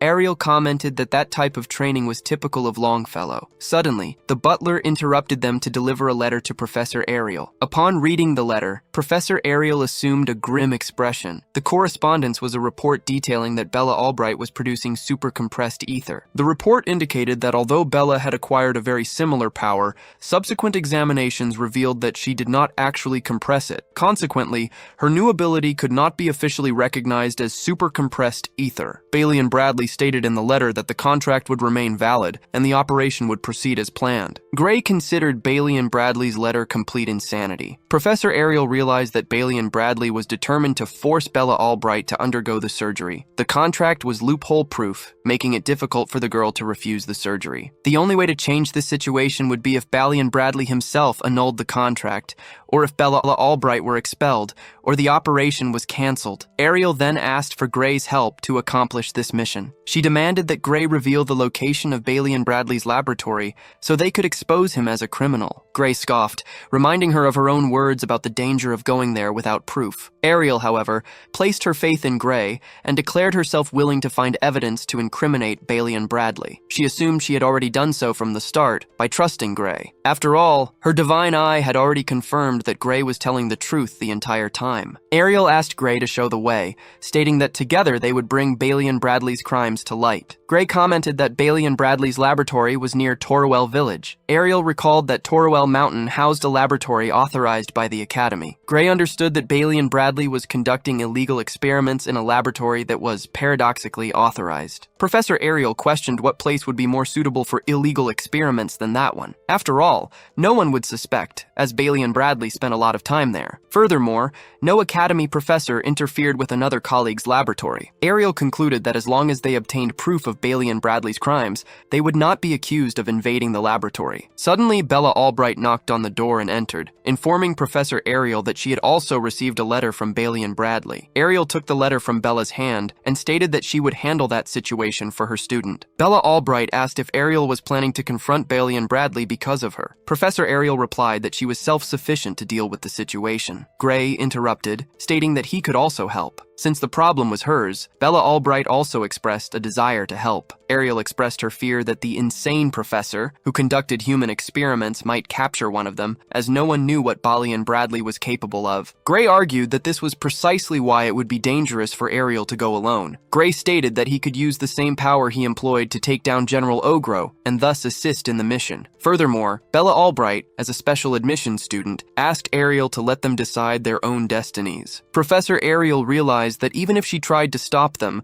Gray and Bella would go after Bailey and Bradley. In that case, she would let them go, but with one condition. No matter what happened, they should prioritize their own safety above all else. The two students agreed. They arrived in the mountains and found Bailey and Bradley's hidden laboratory. Bella Albright could hardly believe that Bailey and Bradley was actually conducting illegal experiments in that location. Professor Ariel was certain and stated that they would look for the evidence at that moment. Gray was also certain that this was the place. Bella Albright, trusting both of them, asked if they would be able to collect the evidence without problems. Ariel explained that Bailey and Bradley should be at the Society of Magic conference at that moment. There was a high chance the main entrance would be full of traps, so they should enter through the side. Invading a laboratory authorized by the Academy was a crime, but at that moment, it was a necessity. When Professor Ariel suggested that Bella could go back if she was uncomfortable, Bella Albright remained firm in the mission. Ariel told Bella Albright that she was mistaken to think they were doing all of that just because of her. Gray also stated that stopping those experiments was for a greater good for the world. After all, if they didn't act, countless people would be sacrificed. Ariel considered that it might be an exaggeration, but she agreed that the experiments needed to be stopped. They were not risking their lives solely because of Bella Albright. Then they advanced at high speed and cast spells against Bailey and Bradley's laboratory. They caused a considerable explosion at the laboratory doors to deactivate the traps. They blew a hole in the wall and were met with a shocking scene. Several people were trapped in cells, visibly starving. Ariel commented that they wouldn't even need to exert themselves to find proof of Bailey and Bradley's crimes. A quick glance was enough to identify 14 forbidden spells, which alone constituted a serious crime. Furthermore, the unauthorized human experiments represented a most grievous offense. In the center of the hall, an altar is set up, filled with candles and a magical symbol. The group's plan is to leave with the evidence, and they ponder whether they should rescue the imprisoned people immediately. The hero states that they cannot delay, as Bailey and Bradley might return at any moment.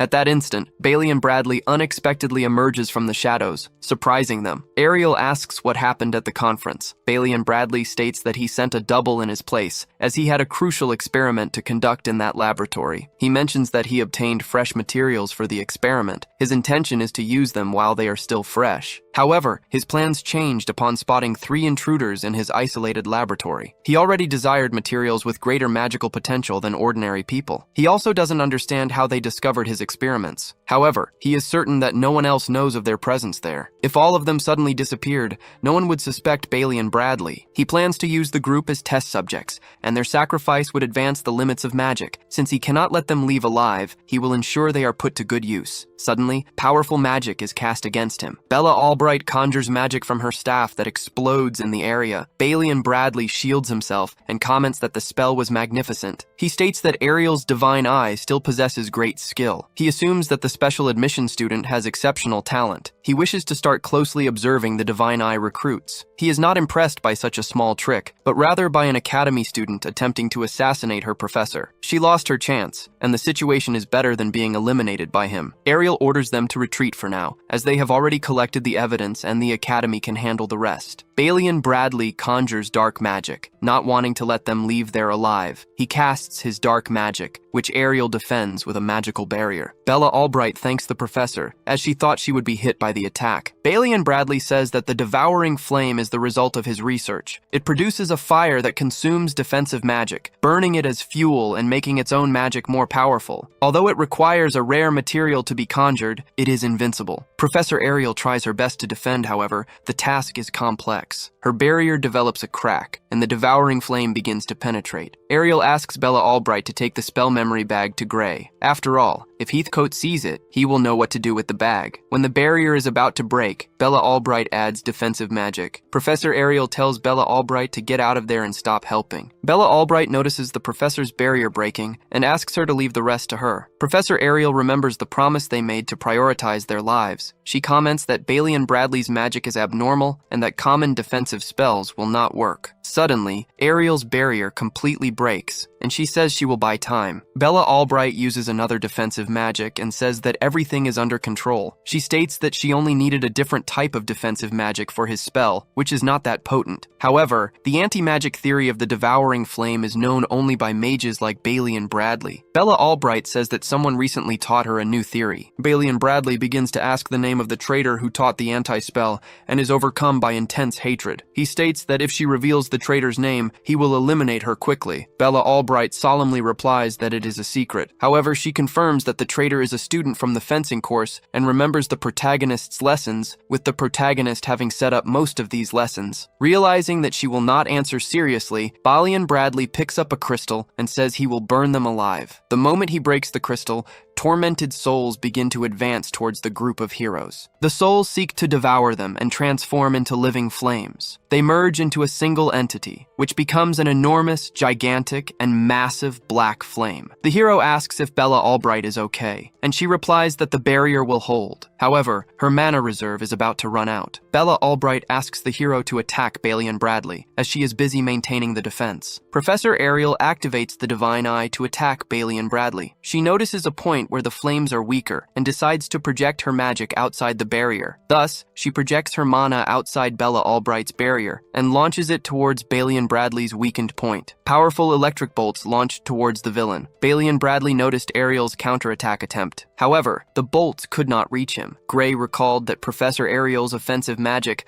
was the weakest among the faculty. Due to the properties of Balian Bradley's flame, he must have been absorbing Ariel's spells. Bella Albright, almost out of mana, visibly staggered. It was for this reason that Professor Ariel, the one with the Divine Eye, had insisted they flee earlier. Gray stated that it was preferable for this to happen than for all three of them to die. Gray said that he had insisted on confronting Balian Bradley from the start and did not blame Ariel. Ariel advised him not to use that power for now. Otherwise, the damage could be irreversible. Upon hearing this, the protagonist swallowed hard and affirmed that he understood. Bella Albright said she felt no ether and asked if what they saw was magic. She knew that trying to explain a power of that magnitude merely as magic was impossible. Ariel preferred that Bella Albright not investigate the matter further, nor speak about what she witnessed there. Professor Ariel warned that if Bella Albright did not promise, she would have to erase her memories. Bella Albright affirmed that she understood and asked if they should make another magical contract. Professor Ariel agreed, and the contract appeared before the two of them. They signed the contract. The protagonist, concerned about the experiments, said they should help people. He noticed that the experiment victims had only been put to sleep by magic. Even though they weren't in imminent danger,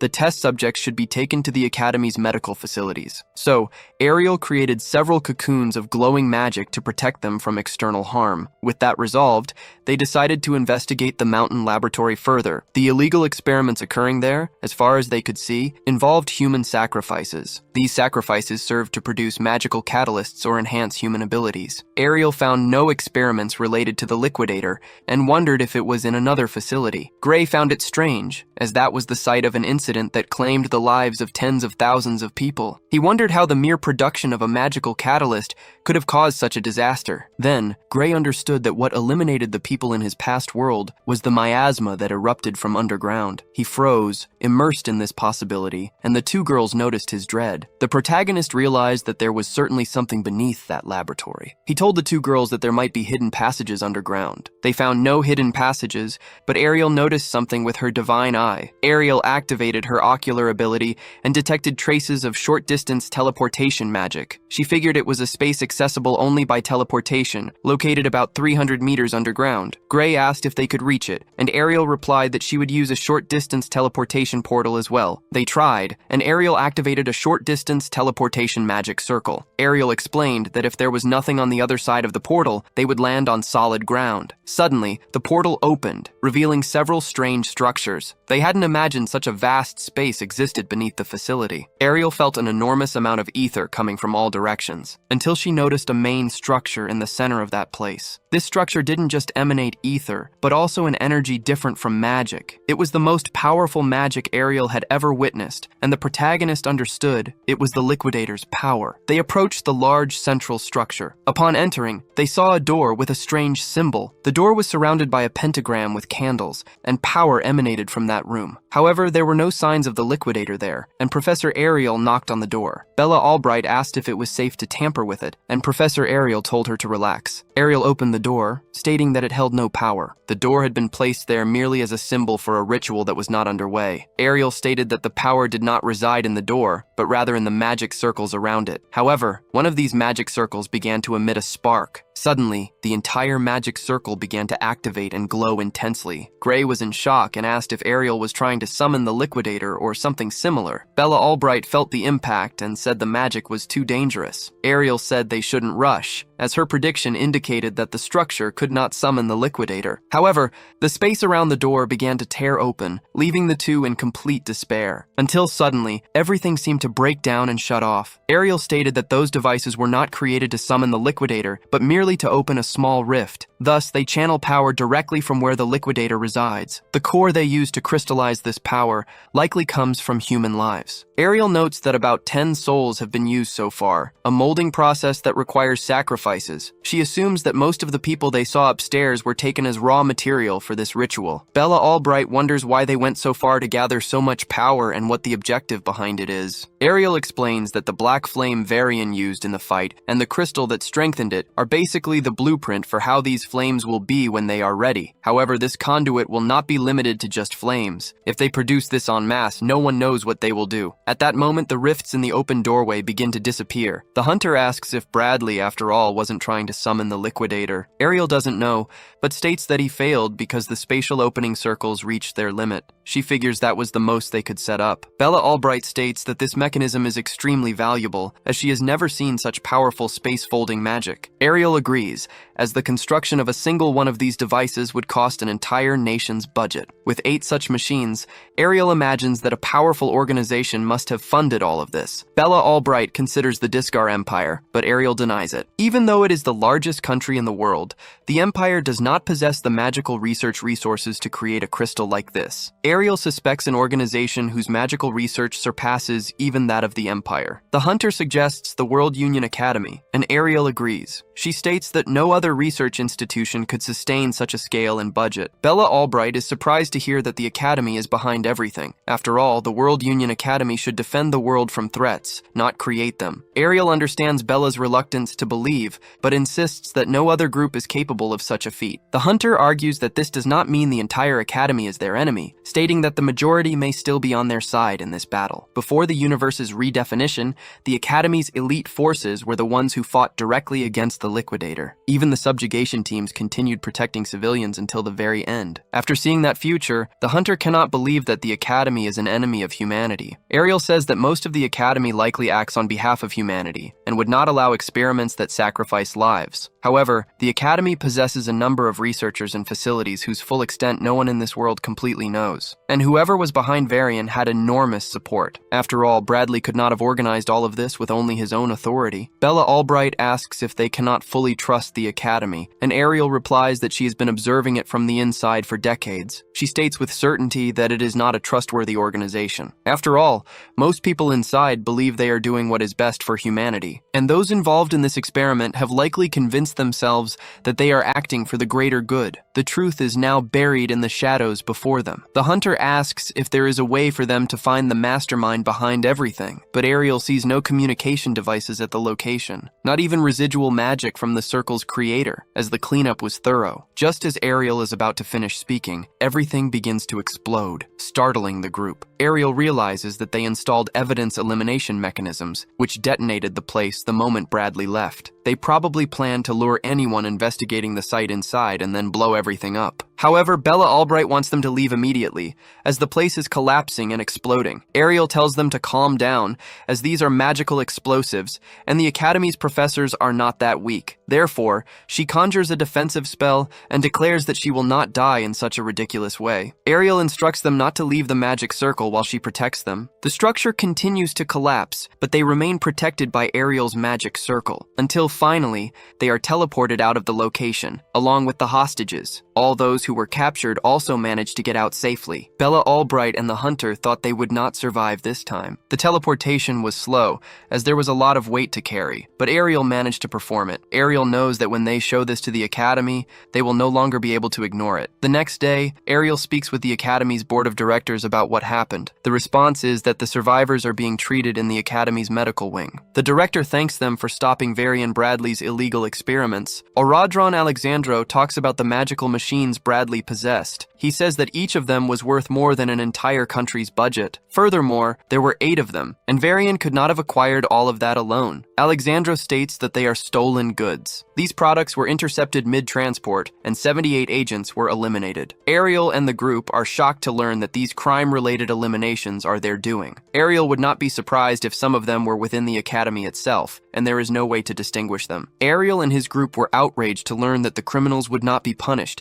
even if they were within the academy. Ariel complained that, regardless of talent or lineage, novices would have no chance to grow stronger in this system. Director Alexandro explained that, even as criminals, they could be admitted and trained at the academy. Bella considered this absurd, expressing her desire for the criminals to be punished. Alexandro replied that the superiors did not share this view. He clarified to Bella that, despite being a director, he and the others were subordinates. Even though he was the public face of the academy, his authority was insignificant. He added that they could discover who truly controlled the academy if they became stronger. The more they proved themselves, the deeper they would be allowed to investigate the institution's secrets. Although he did not mention names, there was a veteran with enough influence to alter the academy's direction. Gray considered the idea of becoming stronger than this veteran so they could change the academy's rules. Director Alexandro reiterated that power was the essence of that place, and for that reason, it was strange that Ariel had not stood a chance against Varian Bradley. He understood that one of the 2 students had managed to eliminate Varian. The director admitted that the divine eye was sharp, and he could hardly wait to see what kind of monster she would train. Our hero, Gray, walked down the corridor and noticed the marks growing on his back. He realized that power governed that academy, and that if he wanted to take down the Liquidator,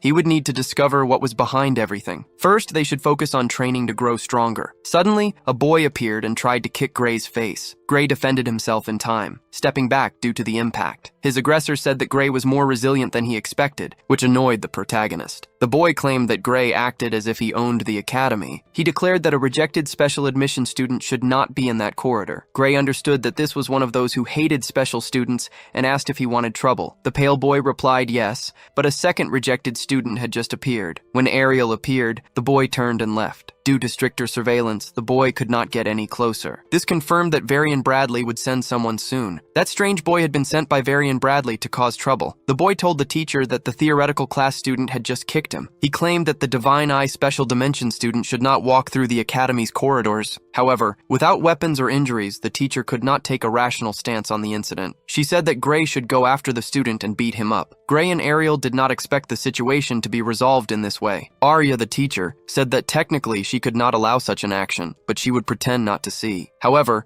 Gray preferred to leave the boy alone and not cause more trouble. Arya asked if the Divine Eye Special Dimension students were so hated. Gray stated that they were often mocked, but it was the first time the situation had escalated to physical aggression. Arya regretted that they were mocked and expressed her desire to have more authority at the academy. Gray, however, considered that if Arya had given up her scholarship because of the situation, he would not even be there, so he let it go. Furthermore, Bella was determined to prove that the divine programmer had not been a mistake. Gray added that his teacher had a divine eye. After all, in the future, the special students would become the heroes who would fight against the Liquidator. Ariel thanked Gray, but said that he should not act as if it were someone else's problem. She stated that, of the entire Divine Eye group, Gray was the one she had the highest expectations for. Amy White, Luke Muller, and Jacob Bloomfield were special students who would reach a high level, but it was the first time she truly believed someone could surpass humanity itself, and that person was Gray. Gray found it heavy to be compared to these great heroes. However, he considered this kind of thinking weak, for the brain behind Varian probably had not yet given up on summoning the Liquidator. Gray had returned to this timeline to ensure he could defeat the monster. He knew that the fate of that world was in his hands. The scene shifted to fencing class, which would be practical live combat. The teacher asked them to form pairs according to the list on the board. Gray remained very attentive to the practical discipline. After all,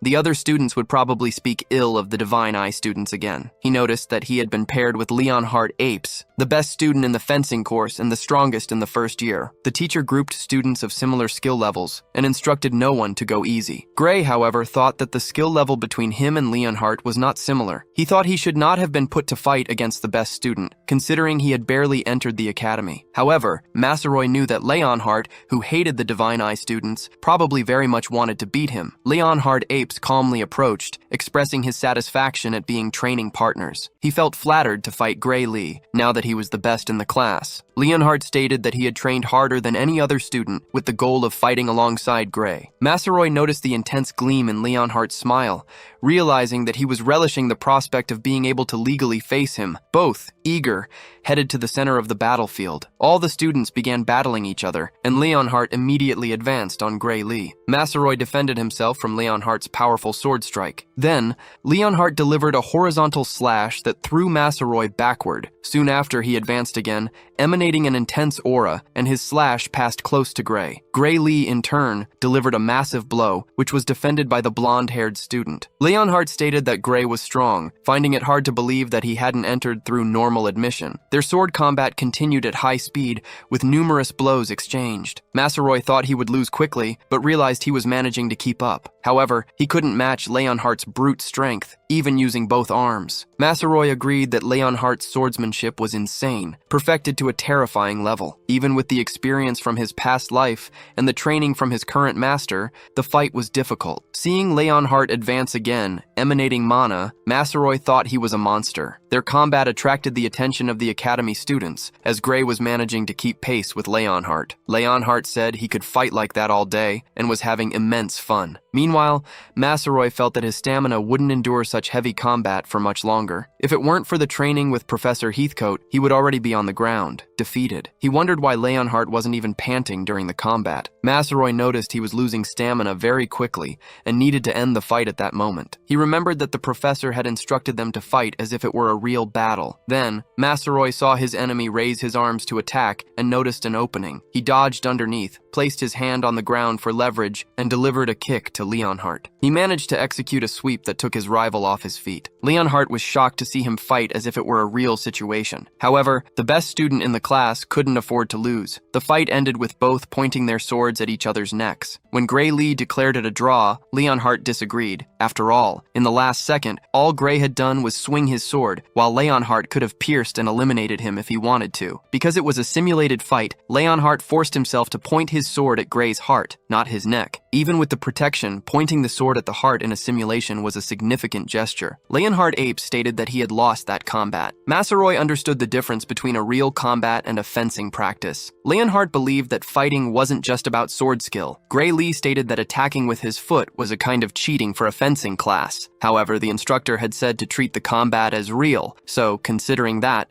there was no cheating. Leonhardt called Masaroy for another round. Gray Lee didn't understand why Leonhardt had underestimated him, because in a direct confrontation, he wouldn't stand a chance. It wasn't just a matter of technique. Leonhardt's stamina left him far behind. At that moment, a student ordered them to stop what they were doing. He argued that whether it was real combat training or not, it was a fencing class. In other words, they shouldn't have used anything other than a sword. This arrogant student wondered how a special student was fighting against the best in the class. The student told Gray not to boast about having a bit of magic, and that Masaroy hadn't even chosen the combat. Leonhardt replied that the professor had decided Gray was the only one worthy of fighting him. The professor seemed to agree, stating that she had formed the pairs with students of similar overall strength. She stated that Gray was the only one who could face Leonhardt. She said that if the student disagreed, he should defeat Gray and become Leonhardt's opponent. The student, wanting to prove his point, stated that he had defeated the examiner to get there, and that he shouldn't be compared to those who barely passed the tie or didn't even pass the test. Dylan noticed that the student was underestimating Gray, treating him as a mere exhibition, without knowing his true strength. He thought it was a good idea, as Gray's power deserved recognition. More importantly, the student had interrupted the time Leonhardt would have had with Gray. Because of this crime, Leonhardt thought the annoying student deserved death. The teacher said that if they didn't like the real combat rule,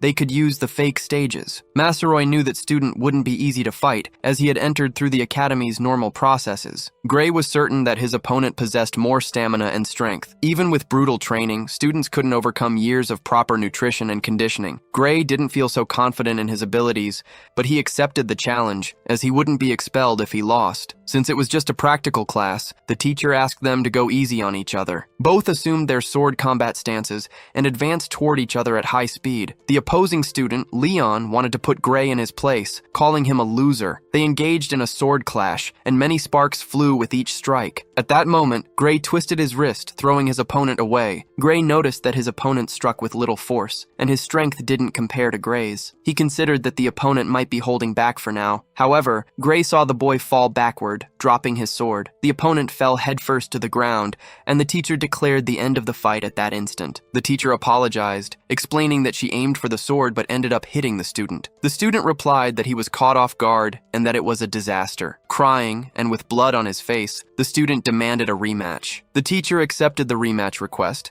allowing the fight to continue until the student gave up. The opposing student advanced against Gray again with all his strength. However, the confrontation ended the same way, the student crying and badly injured. Seeing the student so injured, the teacher declared that the combat would be concluded. She also asked someone to take him to the infirmary. Thus, this year's representatives were Gray and Leon. The professor explained that the best first-year students would face the second-year champion. This was a battle that occurred between students of different years. The difference between the first and second years was notable, as the first-year students had lost 35 times. The professor stated that a year at the academy meant a lot, and that losing to the second year was considered normal. If they managed a good fight, they would already impress, and if they won, they would go down in academy history as a miracle. The professor advised them not to stress too much, as being called for this fight was already a privilege. Gray thought the battle between the years would be much more serious. As a special admissions student, Gray found this a perfect opportunity to prove his fighting ability. Gray was determined to train hard to fight the second-year champion. The director discussed Professor Budra's proposal at the school board meeting. Budra proposed that the Divine Eye special admission student,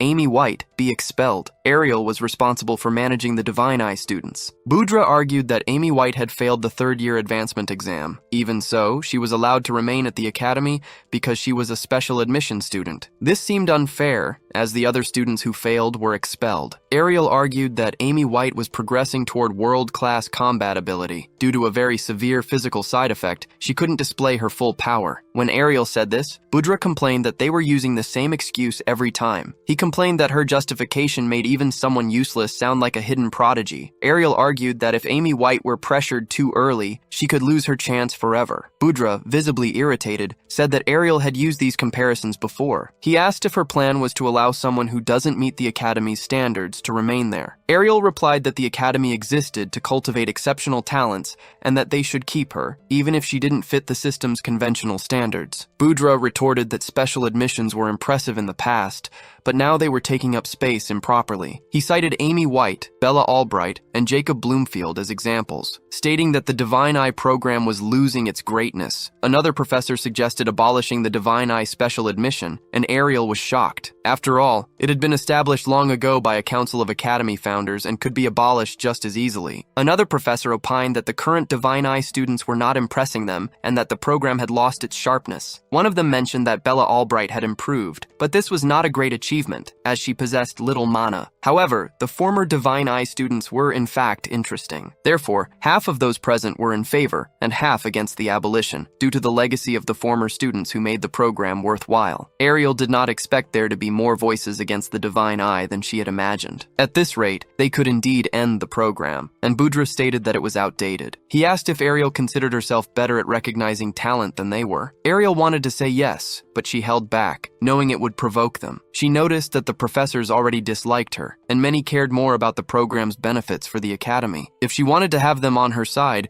she could not say anything that would turn them against her. Budra reaffirmed that Ariel had already passed her prime and that she no longer had valid arguments. Another professor mentioned that she had already achieved great things in the past. The professors argued that Professor Ariel should retire before losing her legacy. They added that if she wished to create favorite students at her will, she should open her own school. They scoffed, saying she would be lucky to find students willing to follow the Divine Eye in its current state. Ariel, for her part, knew that she could still recognize genuine talent, but these children needed more time to develop. Given time, they would prove their worth. She just needed to prevent them from being expelled before that happened. Professor Ariel desperately sought a way to prevent the expulsion of students from the Divine Eye program. It was then that one of the professors mentioned the Divine Eye student, Gray Lee. He had heard that Gray was promising among the first-year swordsmen. Budra, however, expressed skepticism, stating that the student did not seem promising. They would decide the future of the Divine Eye program after observing Gray's results in the upcoming competition. Ariel looked at Heathcote, who shook his head in denial. Professor Ariel stated that Gray's skill was not suitable for simulated fights. When she added that he only excelled in desperate situations,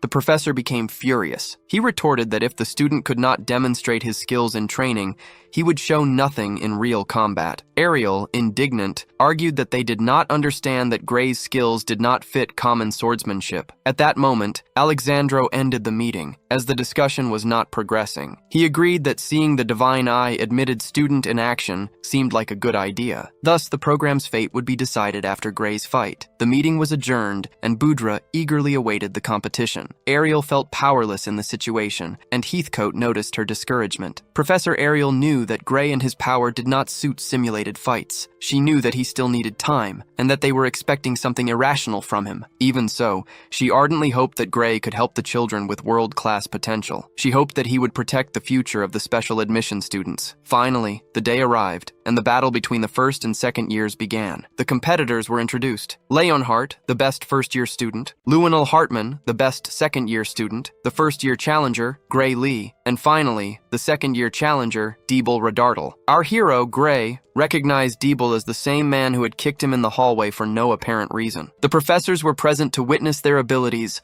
all observing from the stands. Leonhardt did not understand why so many professors had come to watch the battle. The best second-year student commented that it was the first time so many professors had come to watch a fight. He wondered why there were so many professors today, since only 3 had attended the previous year. Apius suggested that the professors must have come because of Gray, praising his good taste. Budra intervened, saying that Leonhardt was right and that everyone would witness the final battle for Divine Eye admission. He added that the Divine Eye class was being abolished. Gray was in shock and asked Ariel if that was true. Ariel knew that if she told Gray the truth, he would push himself too hard. She feared that he would use that power and that, in his current state, it could lead him to a fatal end. Ariel told Gray that Budra was trying to destabilize him and that he shouldn't let it affect him in the fight. However, the protagonist noticed that his teacher was visibly trembling. Gray pretended to believe what the teacher said, but he knew the truth. Budra hoped they would be humiliated in this confrontation against the second year. He stated that when they lost pathetically, the other teachers would realize that the Divine Eye didn't work. Gray didn't want to let that go and didn't like Budra insulting teacher Ariel. Ariel was surprised by Gray Lee defending her judgment skills. Budra retorted that those who hadn't become senile seemed convinced that Gray would lose pathetically. Gray replied that he would prove him wrong in the fight. Budra was very annoyed by the boy's arrogance. The participants separated and went with their teammates to prepare for the combat. Teacher Ariel appreciated Gray's behavior, but she wondered what he might be planning. If he were fighting against the top student, his practical swordsmanship might have given him a small chance. However, he had fallen against a terrible opponent, Diebel Redartle. Bradley had manipulated Diebel's brain through surgeries, increasing his reflexes to an inhuman level. Diebel was the worst possible opponent for Gray's ambush tactics. Ariel greatly feared that the boy was planning to use his secret ability. She asked Gray not to worry about her, and also not to push himself too hard. Gray looked at her with a relaxed expression and said that he knew that. They announced the start of the top students' combat, and the representatives stepped forward. Ariel was protected with magic to prevent fatal injuries. Furthermore, activating the opponent's protective barrier is considered a victory, simulating a real combat. The battle between the top students of each year begins now. Leonhardt advances against the second year's top student, delivering a series of massive attacks with his sword. The opponent defends all blows with his own sword and counterattacks. However, Leonhardt acts quickly, throwing himself to the ground to deliver a kick to his opponent's face. However, Leonhardt realizes that he cannot fight with the same intensity as Gray Lee and feels exhausted. His rival comments that Leonhardt is even stronger than in his first year. However, the rival quickly recovers from the kick and declares that they will speed up the pace of the battle. Increasing the intensity, the rival asks if Leonhardt can keep up with him. Leonhardt, the blonde, manages to dodge some blows, but he is caught by surprise and his protective barrier is activated. Luenal is declared the winner of the fight between the top students. Next, the challengers' fight will begin,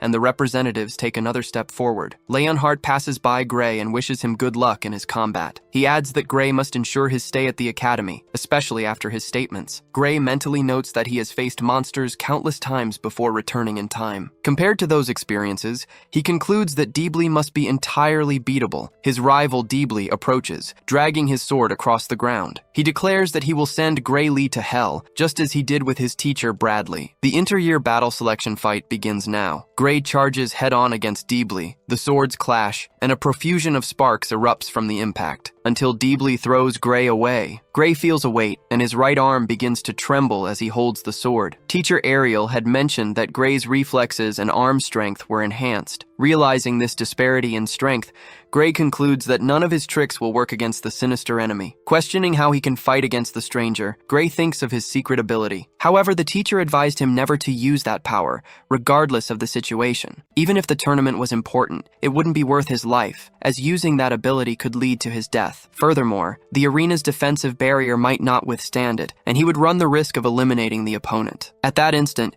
Deebly charges head-on against Gray. Thinking of protecting the Divine Eye's spot, Gray is ready to risk his life, but he doesn't wish to eliminate the opponent. Suddenly, Deebly crouches down and delivers an extremely heavy sword strike. Gray defends the blow and counterattacks with a downward motion. Gray manages to defend another attack from the stranger and realizes that Deebly's physical attributes and reflexes would easily overwhelm him. He notices that Deebly doesn't lack technique. Rather, he is holding back. Gray looks at the enemy's face and notices a sinister smile and a malicious gaze. Then, Deebly advances with a sword strike that Gray cannot dodge, and Gray feels that he will be hit. As he puts his sword forward, Gray realizes that he wouldn't have made it in time. He thinks that his enemy weakened the attack on purpose to force Gray to defend. From the stands, Teacher Ariel observes a purple power pulsating in Deebly's heart, noting that this energy is excessively unilateral, concentrated only on his left side. It is commented that this year's second-year students seem to have an unpleasant personality and could cause problems at any moment. The Divine Eye student is facing great difficulty blocking the second-year student's attacks. They consider this proof that the Divine Eye spot might be abolished. Budra opines that,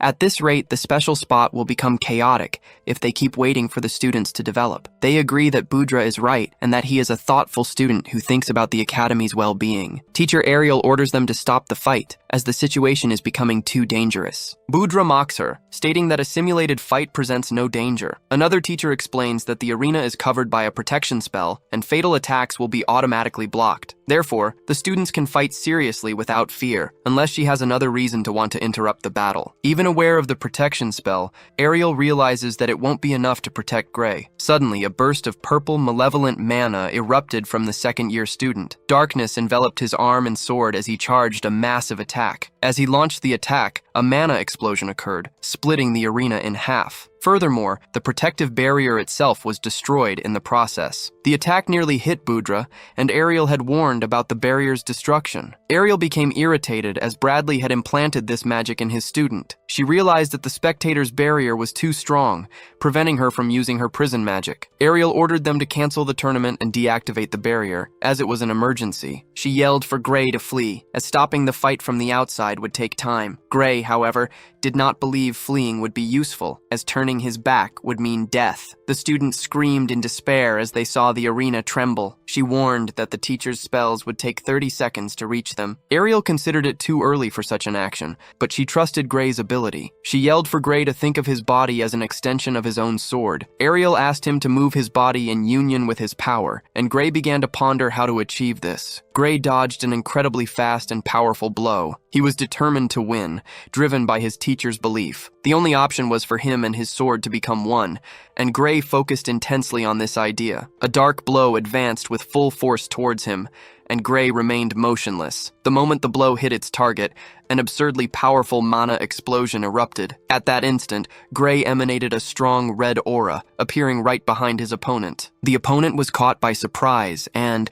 in Gray's perception, seemed to move with extreme slowness. This indicated that Gray had become excessively fast, and he struck his enemy from behind. Gray delivered a brutal blow, hitting his enemy's face with the sword. However, the opponent's protective barrier activated, saving him from the direct impact. Nevertheless, the barrier began to fragment gradually, and the residual impact struck the enemy. Deeble Redardal was forcefully thrown, colliding with and breaking the arena walls. Such was the power of Gray's attack. Gray managed to break the defense barrier and severely injure his opponent. Professor Heat asked if the other second-year student, Deeble Redardal, was all right. Immediately medics were called, and Deeble Redardal, Bradley's student, began to stand up. He rose, emanating dark magic, and appeared to be unharmed. Ariel warned Gray to stay alert, as the fight was not yet over. Suddenly, Deeble Redardal advanced ferociously, casting dark magic against Gray. Tentacles of dark magic began to devastate the arena and attack Gray Lee. Ariel asked if the barrier had still not been deactivated, and Professor Heat confirmed he was trying. Meanwhile, Gray continued to dodge, performing high-speed jumps. Deeble Redardal, who had been attacking from a distance, suddenly closed the gap and charged at Gray. They engaged in another sword clash, generating a profusion of sparks. Gray realized that his enemy did not seem to be an ordinary human, given the abysmal speed and strength he demonstrated. Although Gray was also far from normal, manifesting immense power at that moment, Gray managed to disengage from the sword clash and position himself behind Deeble Redardal, who, surprisingly, seemed unharmed after Gray's most powerful attack. Gray delivered an attack from behind the opponent. The exact moment Gray underestimated his enemy's speed, he himself suffered an attack, spitting out a large amount of vital fluid. His teacher, Ariel, screamed in shock, fearing that her favorite student would die. Feeling intense pain, Gray understood that if he didn't react, he would lose the fight. With the urgent need for more power, Gray plunged into an obsession, and his aura visibly changed. Then, Gray delivered a cut that severed both of his opponent's arms. An inexplicable source of power emerged within Gray, compelling him to deliver that fatal blow. From the enemy's two severed limbs, a large amount of darkness began to emanate. The teachers observed the scene in complete shock, until the barrier was finally deactivated, allowing the teachers to enter the arena. All the teachers advanced to stop the fight and imprisoned Deeble Redardal. Gray leaned on his sword, overcome by exhaustion, and felt a sharp pang in his heart. From several gashes on his body, vital fluid began to gush, indicating that he was severely wounded. Ariel instantly used healing magic. Realizing that her student was at risk of death, she ordered the other teachers to assist in Gray's healing process. Ariel felt Gray's vital signs stabilize, and a few moments later, he stood up. The teachers were shocked by the speed of his recovery and asked if he was all right. Ariel realized that even after using all his power, Gray's soul was intact. She stated that there should be no more injuries, as the healing magic had already resolved the situation. They noticed that the strategy worked, weakening the counterattack as Heat had predicted. Ariel declared that without the healing magic, Gray could have died, and she showed irritation with Heat. Heat retorted,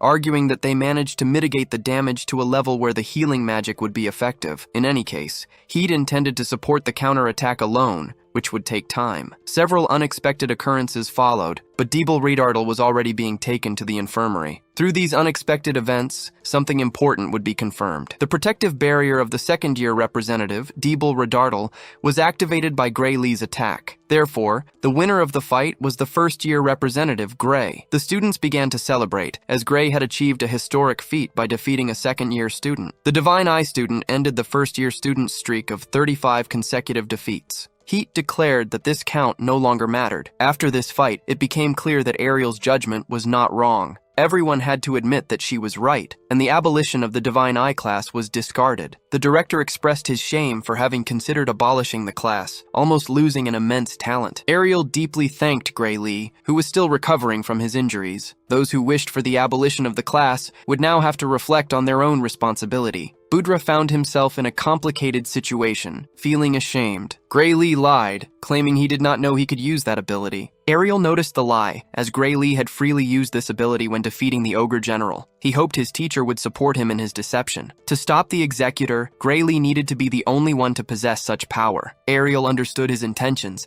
and noticed that he did not act like someone living for the first time. However, knowing the trust Gray Lee placed in her, Ariel decided to support him. She informed the director that Gray Lee's power could not be analyzed by conventional magic methods, but that she could perceive it with her own eyes. Ariel had observed Gray Lee's power and discussed it with Heatcoat, which made the boy's current level of control possible. Ariel was still researching the best way to extract and enhance this power. She asked if she could be in charge of everything related to Gray Lee's power. After witnessing the fight, Director Alexandro could not refuse Ariel's offer. Director Alexandro told Ariel that the entire Divine Eye Special Group was now Gray Lee's responsibility. He stated that if there was anything the Academy could do to help, Ariel should inform him. Both were pleased that they had managed to keep the Divine Eye group safe. Next, they went to the underground alley to examine Deeble Radartle's condition. The director wanted the Divine Eye members by his side. Ariel accompanied the director to analyze the situation. Upon analyzing the results, they found that the power used on Deeble Radartle was almost identical to that of the Executor,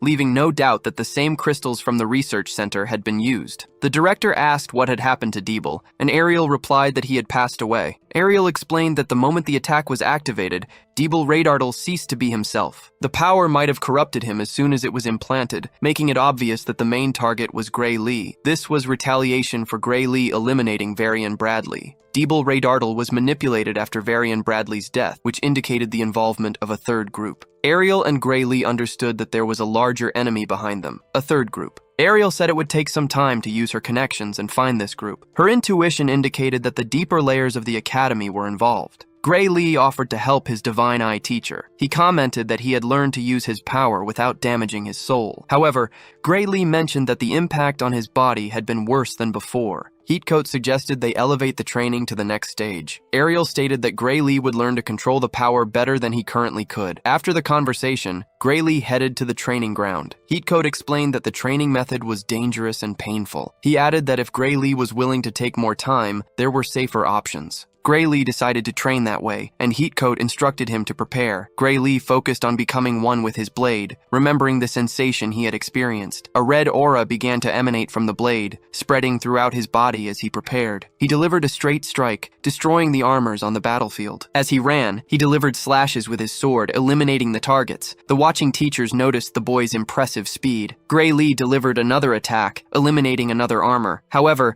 the rebound effect manifested in his body, and he began to expel vital fluid. After delivering another spinning attack, he fell to his knees on the ground. Weakened, Gray Lee fainted, becoming completely unconscious. The teachers instantly activated recovery magic to restore his health. In moments, Gray Lee felt well and stood up. Heatcoat commented that Gray Lee was enduring more than in previous times, and that his body would learn to resist the impact. Gray Lee hadn't even noticed this, as he was deeply focused in a state of flow. Now that he felt it, he noticed that the power hurt him considerably. The professor explained that the pain meant he was surpassing his personal limits. However, Heatcoat also understood that the training was excessive, and the decision to continue or not would depend on Gray Lee. Gray Lee decided to continue, and they set off for another round of training. However, Professor Ariel appeared and ordered them to stop the training, stating that it should be limited to only once a day. Gray Lee argued that with that method, the soul would not be harmed, and the body was already healed. Ariel replied that physical wounds could be healed with recovery magic. However, if Gray suffered severe damage again,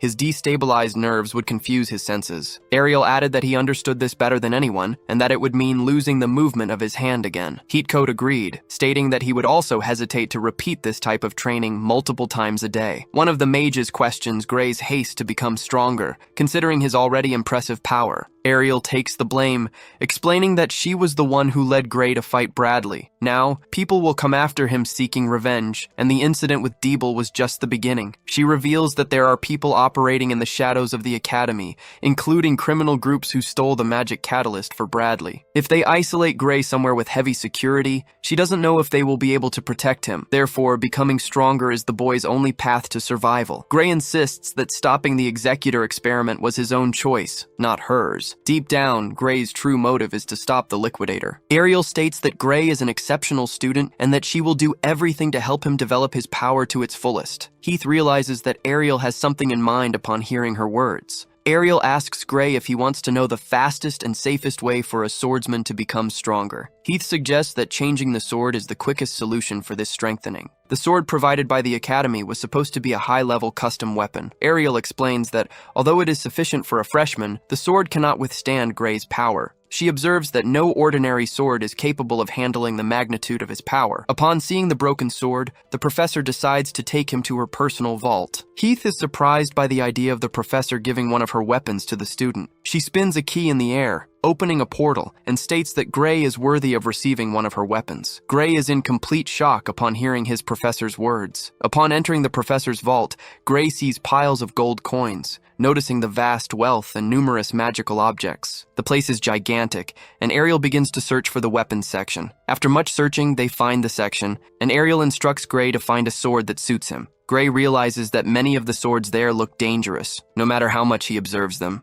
Heath doubts that Gray will find a better collection of swords than that one. Ariel acknowledges that it is difficult to decide with so many options available. Normally, she would like to test each one, however, due to the nature of Gray's power, they can only do this once. Thus, they will decide to test the swords one by one, starting with the sharpest one in the place. Gray picks up an extremely heavy and large sword for the first test. Ariel states that no matter how heavy it is, the sword cuts with extreme precision. A wooden totem appears so that Gray can test the weapon. Gray positions his feet, rotates his torso, and delivers a massive sword strike. The sword's blow completely destroys the wooden totem, and the blade remains intact. Ariel comments that the sword is powerful, but perhaps a bit too heavy for a real fight. Heath observes that no matter how sharp it is, the sword is useless if it cannot hit any target. However, it wouldn't hurt to have it, as it would be useful against robust and heavy opponents. Ariel decides to give Gray a magical storage pouch so that he can carry it without the weight being a hindrance. Gray asks if this sword can normally be lent to someone. Ariel replies that it is better to give it to him than to leave it gathering dust in her warehouse. Furthermore, she is entrusting the sword into the hands of someone who can truly use it well. And when Gray is facing the enemy behind Varian, the Executor's summoner, he will be able to say that this man will regret not having had this sword by his side. Gray remembers the painful defeat he suffered against the Liquidator,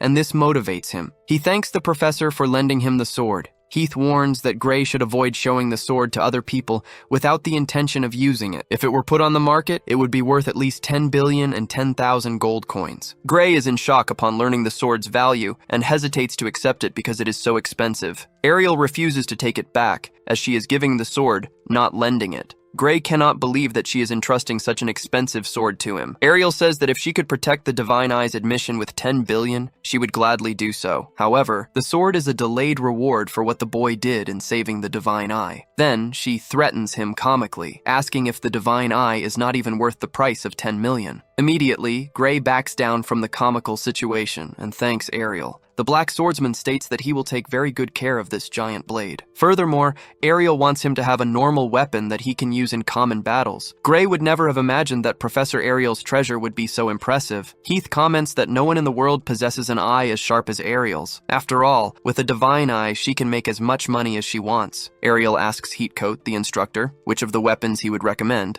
Analyzing the options, Heatcoat points to a golden-hilted weapon. Gray picks up the thin, ordinary-looking blade to test it. He delivers a few precise and swift strikes with the sword. Although the sword seems well made, Gray feels that something is wrong. Heatcoat promptly states that that sword does not suit Gray. Next, he mentions a sword created for an experiment, suggesting that it might be more suitable for the protagonist. Heatcoat presents a sword adorned with several glowing blue designs. The professor instructs Gray to try wielding the spatial sword. As soon as Gray touches the hilt, the sword begins to glow, and he is impressed. He notices that the blade has no sharp edge, which seems strange to him. Heatcoat explains that this sword was developed as a new technology experiment, not for real combat. It was designed to be extremely durable, despite being made of a blunt steel. Gray understands the professor's idea. With the power he possesses, he might not need a sword with a sharp edge. Heatcoat argues that no matter how powerful it is, a normal sword would hardly withstand Gray's power. He adds that if Gray continues to grow stronger, conventional swords will become a burden. In that scenario, Gray should consider a future where he would no longer need to rely on the sword's edge to fight. For this reason, the technological sword could be perfect for him. Heatcoat demonstrates how the sword works. It not only leaves gashes, but also deforms the attacked object. Ariel, for her part, believes that Gray should continue wielding a normal sword. She asks if there are other weapons he would like to try, mentioning that there are options beyond swords. Gray observes some axes and other weapons, but expresses a desire to test all available swords. He notices an entirely red sword, which appears to be lighter and stronger than the previous ones. Gray also wants to try another sword, a very long one, from which he senses a strange energy. Ariel explains that this sword was left behind by a student who graduated. Even though it is not a famous sword, Ariel allows him to test it, and Gray shows great interest. Upon wielding it, he finds it surprisingly easy to hold, as if it fit his hand like a glove. The sword is gleaming and allows for fine and precise cuts. He realizes that the sword fit perfectly, as if he had practiced with it since birth. Gray states that he had never wielded such an easy sword in his entire life. Ariel suggests that he test another sword to check its compatibility with his power. Gray asks if there would be any problem if he broke the former student's sword. Ariel replies that she is sure the sword would be happier being used by him than remaining idle. Gray agrees and asks the name of the student who created the sword. Ariel reveals that the student's name is Medallum Norum, and Gray is shocked. After all, he remembers Medallum Norum as the greatest magic blacksmith in the world. Gray is astounded to realize that he is using a sword forged by Medallum Norum. Next, they head to the training arena to test Medallum Norum's sword. The objective is to test both the blade's strength and durability,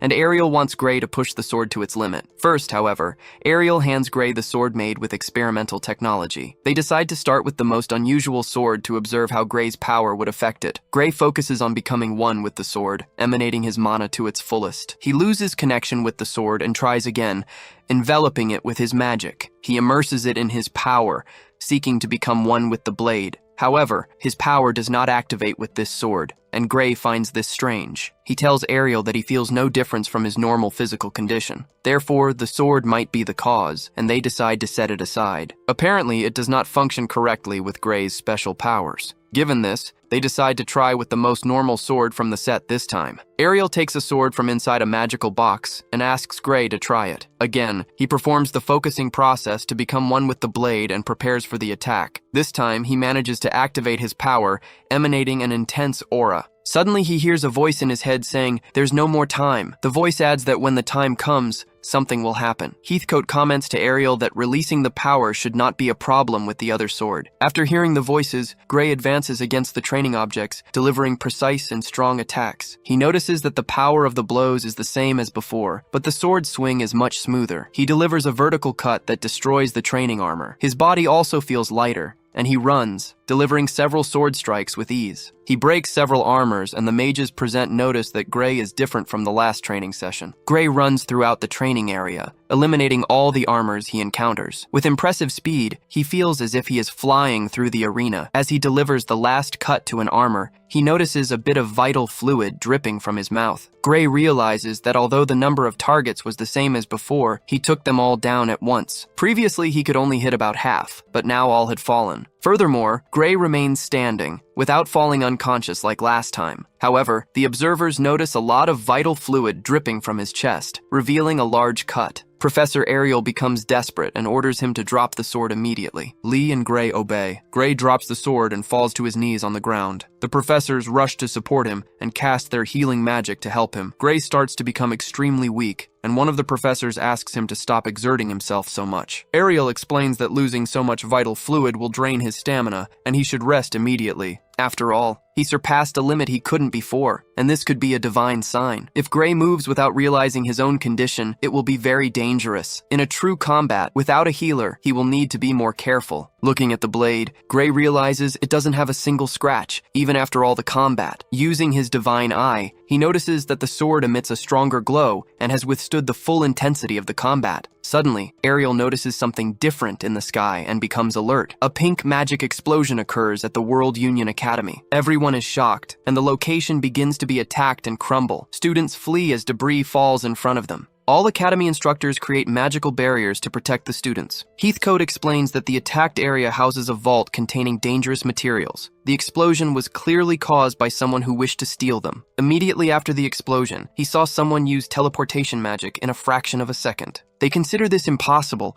as the vault walls are protected by anti-teleportation magic and were also built to withstand most explosive spells. Ariel noticed executioner magic mixed with the smoke. They probably used the crystals produced in the underground laboratory to destroy the outer wall. Gray understands that those responsible for the explosion were allies of Varian Bradley. They truly made a move against the Academy's headquarters. As expected, several items were stolen from the vault. Although the details haven't been shared, it's not the kind of place where an outsider could cause an explosion. By the way they destroyed the teleportation inhibitor and fled, it seems to have been an inside job. This suggests that the Academy is no longer a trustworthy organization. Ariel wonders if they ever truly were a trustworthy organization. Gray states that if the Academy is controlled by the enemy, they can use their influence to obtain whatever they want. But the reason they exploded the vault is because there was no legal way to obtain the stolen item. Ariel doesn't know what the higher-ups think, but the culprits are blood drinkers. They must have infiltrated the academy, and Gray remembers that they eliminated Bella's father. The professor says that by eliminating Varian, Gray could become their target as well. Therefore, she instructs him not to let his guard down, especially when he is outside the academy. After this dialogue with the professor, Gray descends the stairs. Upon arriving in the classroom, he notices the students in despair, trembling intensely. Sensing the heavy atmosphere, he assumes it has to do with the explosion at the academy. Gray received a notification about an outdoor exercise, and that's why everyone is scared. Gray tells Leon that he read the letter and feels no fear. It is a mission of 16 hours of marching and camping in a monster-infested area. A week dedicated solely to this,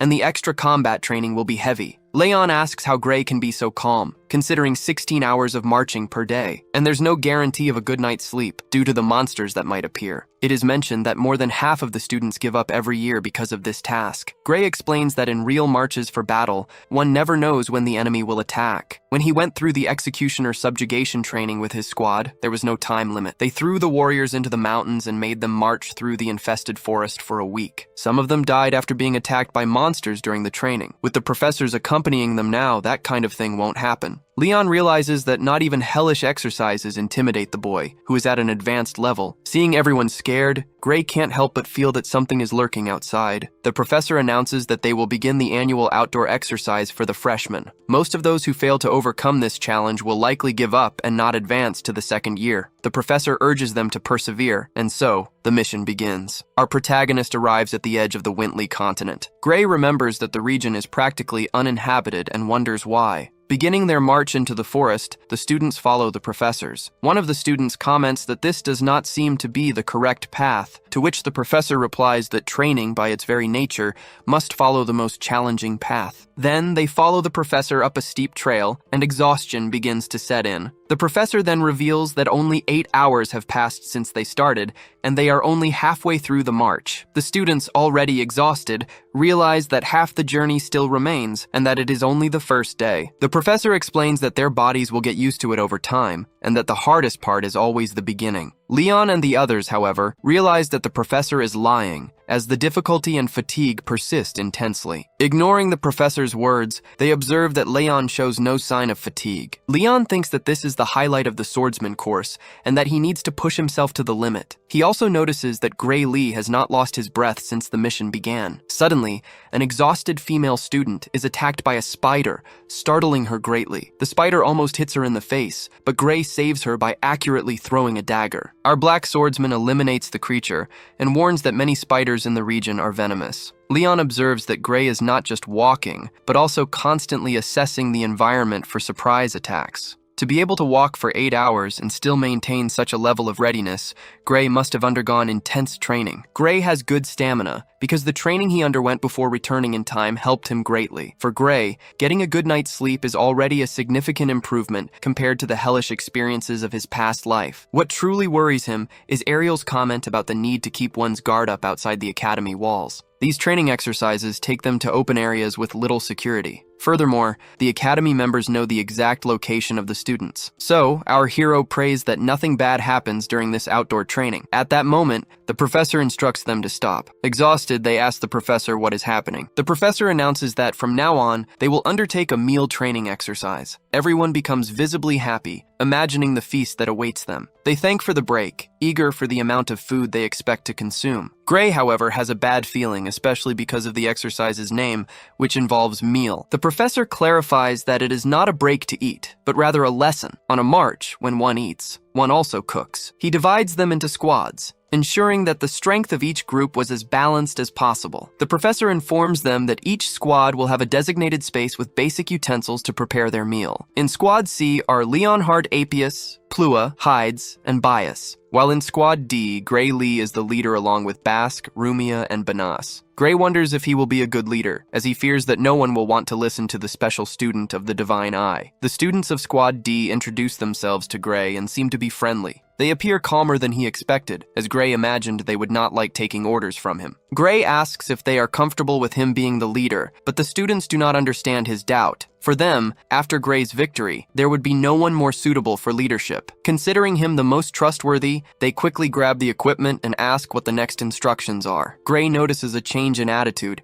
The previous match truly left a good impression. He realizes that at the academy, everything comes down to merit. A student asks what they should do, since the supplies provided by the professor do not contain enough food. The student explains that he only has a pot and a fire starter, and nothing else. Professor Heat explains that on a real field march, no food or cooking equipment is provided. Apius argues that modern field operations rely on logistical support and magical storage. The professor says this only applies to marches that were planned in advance. The professor confronts him, explaining that in emergency situations, where they need to camp in the middle of a battle, or if the supply officer dies, they will need a prolonged march without any preparation. Furthermore, magical storage bags are too valuable. If they are not part of a large-scale unit, each person will have to carry their own equipment on their back, exactly as they are doing on this march. Many will end up giving up, unable to do anything. The students become quiet listening to this, and Leonhardt apologizes. Gray didn't know that storage bags were so rare. He had accepted his as if it were a simple sword bag, and now he understands that it is an item of great value. Their professor also has good news for the students. The professor informs them that the forest is infested with monsters, but that they have spread magical repellent along the path. The professor announces that they won't need to worry about finding food,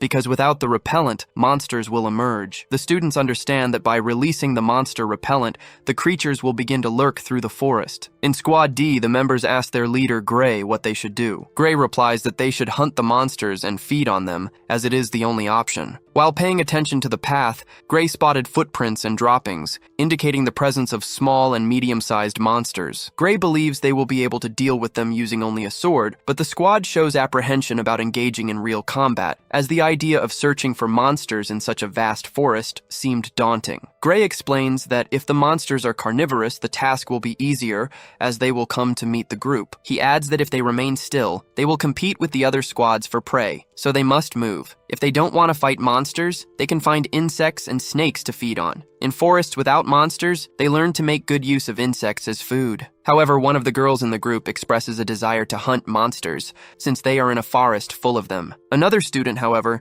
states that Gray is the leader and that they will follow his orders. Thus, Squad D enters the forest and begins to look for monster footprints. Gray smells a peculiar scent and warns that the monsters are approaching. Suddenly, a fierce bear emerges from behind a bush. The beast charges at one of Squad D's members. The group member is shocked to see the real monster so close. He narrowly dodges, surprised by the creature's speed. His body reacts instinctively, moving on its own, a result of the brutal training exams he underwent at the academy. He draws his sword, positions himself behind the monster, and declares that he should not be underestimated. He delivers a deep cut that severely wounds the beast, causing it to spill its vital fluid. Immediately after the blow, the bear reacts, using its claws to attack the student. However, before the student could actually be hit by the bear, Gray intervenes and saves his life. With a precise sword strike, Gray severs one of the bear's hands, preventing his friend from being fatally wounded. Next, the creature uses its remaining arm to attack Gray, who delivers another sword strike, severing the wild creature's left hand. In moments,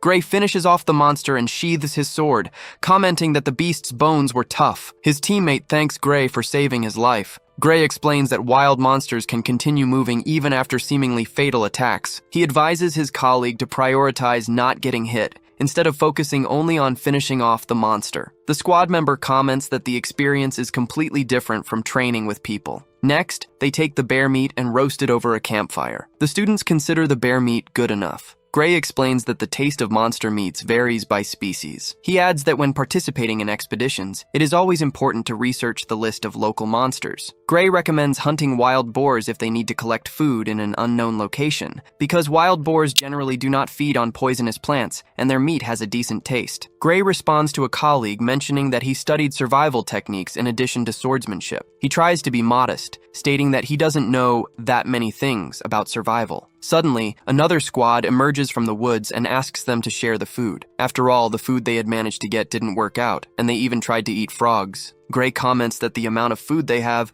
would be enough to feed an entire class. So, he shares the food, and the students from the other squad become excited. However, the professor intervenes, stating that food exchanges between teams are prohibited and that each person must hunt their own. The professor removes the squad from the spot, and they return sadly in search of more food. After another march, the professor announces that they will set up camp at their current location. He informs them that, from now on, it will be a field camping exercise. The students are happy to have eaten properly, while some collapse exhausted on the ground. A student asks if they will need to get more food for the rest of the training, but Professor Rent replies that, for the camp, they received canned food and individual tents. They must collect materials and set up the tents and campfires in the designated locations. They will also simulate attacks and surprises during the night, and the teams will need to establish watches. They can use any method to prevent surprise attacks. The professor hears some students whispering about strategies that go beyond the rules. He states that the students were deliberately spread out so they couldn't relax. Thus, the professor announces that the training will begin immediately. The less time the slower ones take to act, the more sleep they will get during the night. Gray discusses how many people will be needed for the night watch. His colleagues suggest that if they use 2 people per shift, they will have half the night to sleep. Gray then agreed to the idea of only one person taking the night watch. One of his teammates commented that the first and last shifts would be calmer, while those on the middle shifts would have their sleep interrupted. For this reason, Gray volunteered for the second shift and asked if anyone would be willing to take the third. The purple-haired boy, whom Gray had saved earlier, promptly accepted the third shift. Rumia, Bask, and Benas volunteered for the first night watch shift. At the end of each shift, the person in charge was supposed to wake up the next person on the list before going to sleep. While Gray slept, Rumia remained awake, watching around the campfire. Suddenly, a figure with a dagger in hand began to move stealthily towards Gray's tent. Rumia, on her watch, began to feel an overwhelming drowsiness. The moment the man approached, Gray woke up. He had heard a strange noise moments before and immediately stood up, brandishing his sword. Gray knew that if it were a monster, the sound would have been much louder and more chaotic. It was, without a doubt, a human. Someone who did not wish to be noticed as they moved. Peeking through the tent flap,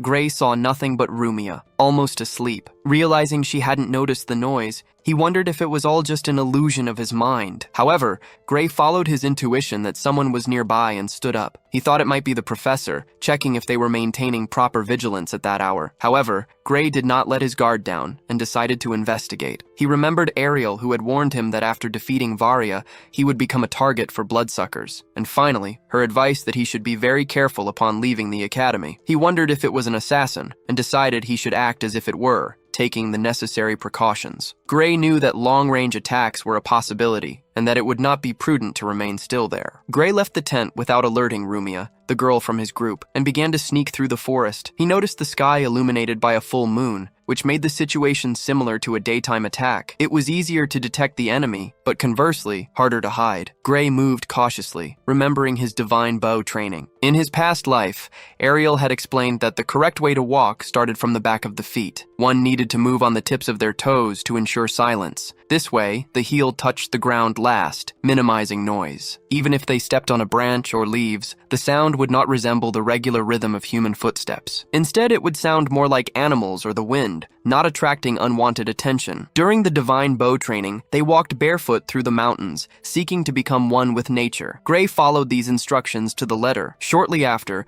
he spotted the man with the dagger in his hand. Gray used stones to lure the intruder, who fell into the trap. Immediately, Gray pointed his sword at the man's neck, ordering him to stay still. He forced him to answer his questions, threatening to eliminate him otherwise. Gray asked his name and what affiliation he belonged to. However, Gray noticed that it was the old mustachioed professor. He asked if this was another one of the surprise attacks for academic purposes. The professor explained that he was checking if Gray was properly guarding the area. However, he did not expect to be approached from behind, unnoticed, with a sword at his throat. At this point, he couldn't tell who was teaching more, if it was him or Gray. Gray imagined the professor was faking it and decided not to lower his guard. If the professor truly wanted to attack him, he would be carrying a more lethal weapon. Considering it safe to trust the professor, Gray finally lowered his blade. At that moment, Rumia appeared, sword in hand, to check the sounds. Seeing the professor and Gray there, she asked what they were doing. The professor explained that he was checking if the group was maintaining proper vigilance, and that Gray had noticed him even before he arrived. He stated that their vigilance was impeccable, and that he had never seen freshmen set up such a perfect camp. Rumia commented that Gray should have been sleeping and she doing the watch. The professor found it strange that Gray hadn't been assigned to the watch,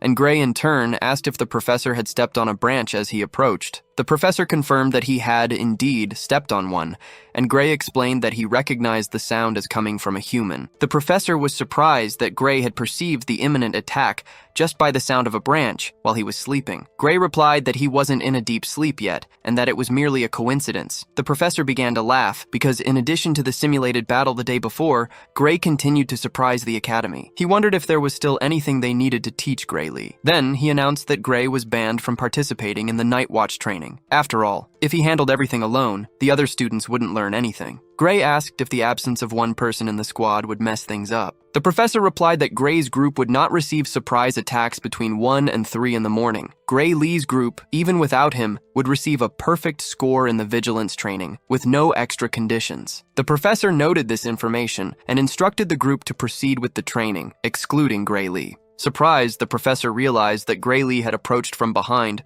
without him noticing his presence. He wondered if the protagonist could belong to some elite stealth unit. However, he considered that impossible for someone so young. Still, he recognized that Gray Lee's skill was unquestionably high. This realization led the professor to question Gray Lee's true identity. At dawn, the professor announced that they could resume the march. All the students felt a deep drowsiness, as they had barely slept due to the constant alerts. The Black Swordsman, Gray Lee, continued to lead Squad D, showing no signs of fatigue. The next day, after a long march, night fell again. They prepared to camp once more, hoping to finally be able to rest. The professor announced that the day's training was over, and that there would be no more strenuous activities. The tents had already been set up, and they could relax while the food wasn't ready. Everyone ate, and exhausted, collapsed onto their beds. Gray Lee, however, found the permission for so much rest strange. He was certain that the next day would be hellish, even worse than the previous ones. Leon talked with Gray Lee, expressing his confidence that he would excel in any training. Professor Heathcote prepared a true feast for all the students. The professors brought large buckets, informing them that there was plenty of food and that they could have seconds as they wished. After surviving 2 days of brutal training, they deserved a rest and a night to recover their energy. At that moment, the professor gave a malicious smile, aware that the next day would be even more challenging. The next day, the march resumed, and they soon came across an imposing mountain. The training in the dangerous transversal zone of Mount Gastia was about to begin. The student groups followed the professor along the path leading to Mount Gastia. Although the students had been startled upon seeing the mountain for the first time, their current pace gave them confidence. So far, no one had fallen, which was expected from individuals who had passed the academy's rigorous entrance exam. However, the professor warned that the real training would begin at that moment, because in approximately 2 kilometers, they would enter the territory of the water lizards. These animals were considerably stronger than those encountered during the food foraging training. Most of the students could be eliminated or even perish in this fight. Fear spread among them at the prospect of facing such lethal monsters. The professor instructed them that they must move undetected, as it was a 2-week training in a dangerous area. Water lizards did not move during dry seasons to conserve their energy. If the students avoided loud noises, perhaps the lizards would not even notice their presence. However, because it was the dry season, they were thirsty for any type of liquid. An example of what they might drink was the vital fluid of human beings. If the water lizards detected them, death would be almost instantaneous. This reminded Gray Lee of the old training he underwent in the Divine Bow hunting monsters. The professor commented that the training should be easy for Gray Lee, who already had experience hunting monsters. He questioned whether the other students would have the same capability. Looking back, the professor observed the students struggling to move without making noise. Annoyed, Rent instructed them that they must walk much slower than they were. He stated that if they made no noise, they would be safe and should maintain that slow pace. Rent informed them that they could not camp in the water lizards' territory, and the students showed exhaustion. Noticing the lack of instructions on how to proceed, Gray Lee assumed they had been taught about safe locations before the training. That level of noise was not enough, and the professor reiterated that they should make sure not to produce loud noises. Everyone continued the march, and the professor warned that from the next point onward, they should no longer speak. Furthermore, any noise or speech would result in a loss of points in their evaluation. They continued the march, communicating only through hand signals. Even without being able to make noise, the students considered it a typical mountain trail. With a slower pace than the previous day, the task could even become easy. For this reason, the academy students believed there would be no monsters there. They even doubted that the academy would put them in training with monsters capable of eliminating them. They assumed that the existence of the monsters was a hoax, merely to practice marching at that pace. Suddenly, one of the students slipped on a rock, falling to the ground and producing a slightly louder noise. The student believed the monsters would not appear, but feared losing points in the evaluation. However, in moments, water lizards began to run around the group. Everyone, professors and students, drew their swords, realizing the creature's approach. The boy who had fallen was in complete shock upon seeing something advancing towards him. The wild lizards leaped onto the group of students. Professor Heathcote intervened, striking down the water lizards with his sword, plunging it into the head of one of them and eliminating it instantly. However, another lizard, still alive, advanced fiercely against the students. Leon attacked the lizard, striking its skin with his sword, but not even a scratch was left on its body. Immediately, the creature changed its target and charged at Leon. At that moment,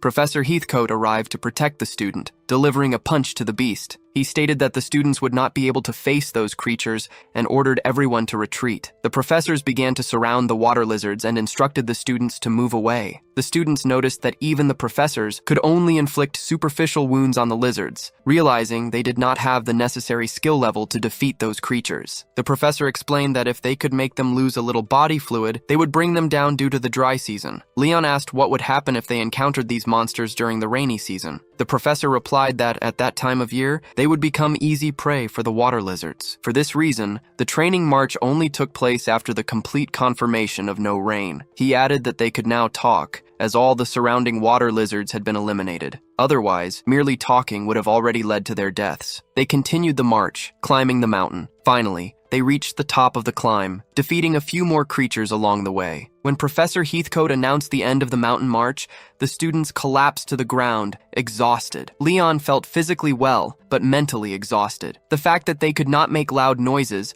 also made the march much more difficult. Everyone found the training very tough, but Leon showed no reaction. Professor Heathcote commented that, in recent years, the water lizard ambushes had been much worse. He added that once they passed their territory, they would not be able to speak again, and asked if any student had a question. Graylee said something was bothering him, observing that a cloud in the sky was getting slightly larger and approaching them. Professor Heathcote noticed the observation and spoke with Professor Wormel about the clouds. Wormel said that it was normally impossible for such clouds to form during that season. They realized the cloud was growing even larger and decided to turn back, canceling the training. However, Professor Wormel argued that they should continue the training even with the approaching rain. Heathcote countered that the existence of a cloud at that time of year was abnormal and that the students' safety should be preserved, as it mattered more than training. Professor Wormel, who had conducted the training for years, argued that they should trust his decision. Professor Wormel, the one with the mustache, said they would accelerate the pace of the march because of the rain. He considered it a good training opportunity and that the students should follow him as if their lives depended on it. He stated that, based on the training results so far, they would be able to proceed in the rain.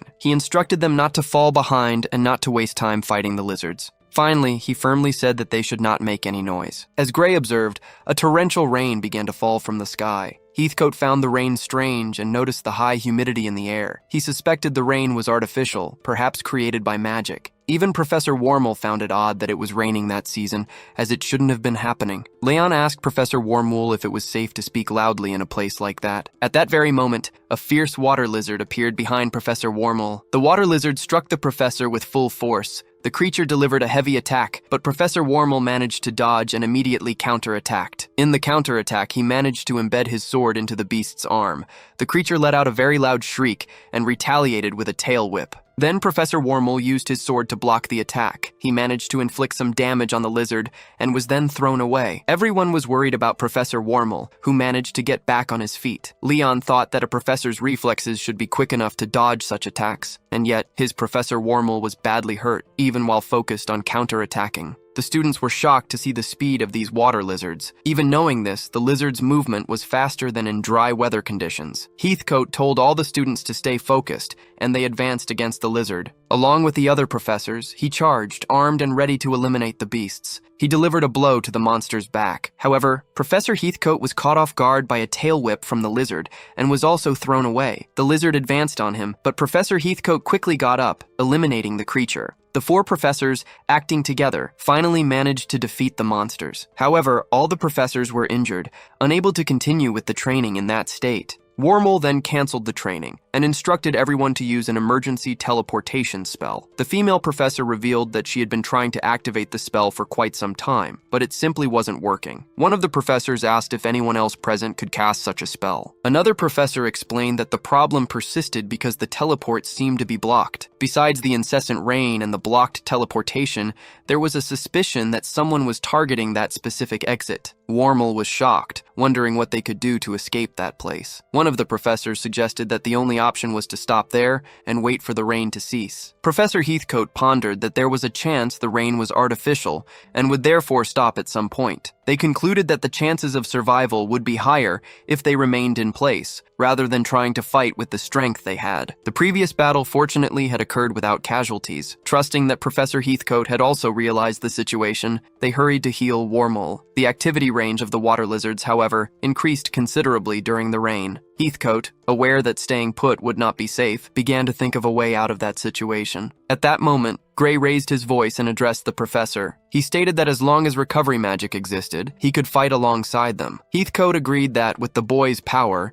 there would be a chance to cross the water lizard's territory. There were chances that Gray's body could handle and withstand the fights. Gray knew that the professor understood that if they remained there, help would not arrive. Heathcote, however, warned that even with recovery magic, Gray would have to use that mode more than once a day. This went against Ariel's clear instructions, who had forbidden Gray from doing so. Gray, however, considered that the perfect moment to train. With excellent healers at the academy, he was willing to risk everything. Heathcote argued that Ariel would have asked him to stop if it was something that could be easily healed. Gray, however, retorted that there was no other way to send the students back safely. He questioned whether the professor would allow everyone to be eliminated there, just to protect him. Ariel had warned Heathcote that Gray would try to sacrifice himself for the greater good. She had asked the professor not to let him do anything irreversible. After analyzing the situation, Heathcote decided to go against Ariel's words and asked Gray to fight alongside them. Graylee agreed, but Wormel intervened, telling them not to decide things on their own. She acknowledged that Gray had performed well in the competition, but warned that they should not entrust the lives of everyone present to a single student. Heathcote, however, stated that with Gray's power, he would be able to handle a water lizard by himself. For this reason, the professor believed they should put all their chips on the boy's mysterious power. Professor Morgan, however, could not allow such a situation. He insisted that sending a rescue request to headquarters was the safest option. Galak, however, had already sent the request to headquarters, but communication was being blocked at that moment. Professor Galak was proactive as always, but they needed to await headquarters' response. The mustachioed professor argued that moving on their own would only increase the risk. He questioned whether Heathcote truly wanted to put the students in danger. He warned that they would not be able to withstand more attacks from the wild creatures.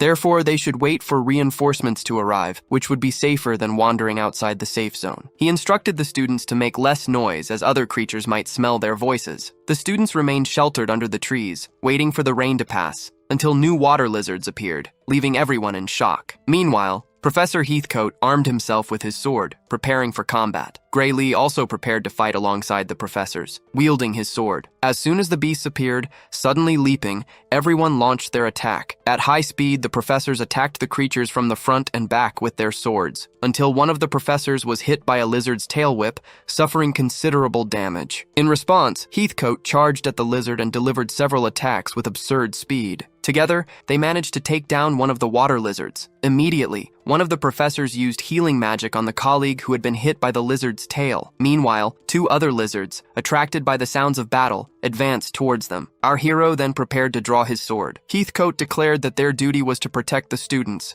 and that the World Union professors fought in that manner. Thus, with insane speed and a heroic pose, they advanced against the beasts. The students watched the fight against the lizards, impressed by how powerful the professors were. Even fighting against two enemies, they handled the situation perfectly, demonstrating the true power of the professors. Heathcote instructed them to focus on taking down only one of the lizards first, in order to reduce the number of adversaries. Immediately, they focused on dodging attacks and concentrating on just one of the lizards. One of the professors managed to plunge his sword into the creature's chest. The students celebrated the defeat of another monster by the professors, with only one remaining now. They noticed that the professors had suffered little damage, and the healer was taking care of them. They believed that the World Union professors would win the combat. It was then that the professors advanced against the last lizard. However, from behind the professors, two men armed with swords unexpectedly appeared. The two professors had their arms amputated. Graylee was responsible, amputating both professors with a single strike. The students were in shock while Gray Lee continued his attacks. Heathcote thanked the protagonist for his action. Meanwhile, he and the remaining professor would keep the lizards busy. As soon as they finished off the last lizard,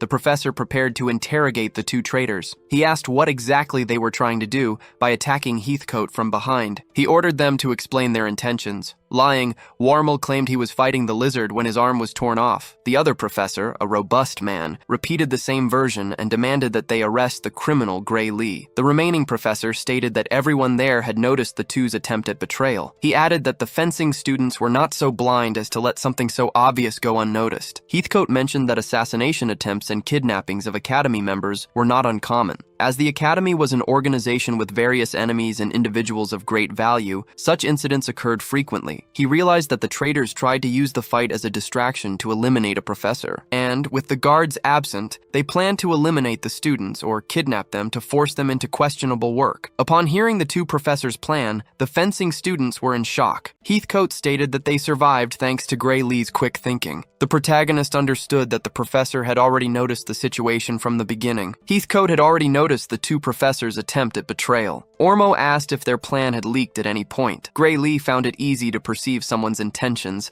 just by observing their movements and eyes. The way the mustachioed man moved indicated that he was trying to attack, not protect the students and professors. Until halfway through the process, Gray Lee thought he was just useless, but when the rain started, he understood the strangeness of his behavior. Suffering attacks he could have easily dodged, among other actions, made him suspicious. The hero used his power for a second, and the injury did not seem that serious. It looked more like a serious bruise, and his body was not sore. At that moment, the professor seemed to have gone mad and began to cackle like a villain. He told Gray Lee and Reed that it was already too late, that they had not realized the true plan, and that they were trapped in a habitat infested with aquatic lizards under the rain. Furthermore, a powerful teleportation seal had been activated to prevent any escape, and reinforcements would not arrive in time. Even if they had realized the two traitors' plan, he considered it too late for them to get out alive, stating that all the students there would die. However, the objective was never to eliminate them, but rather to take them along so they would understand the plan.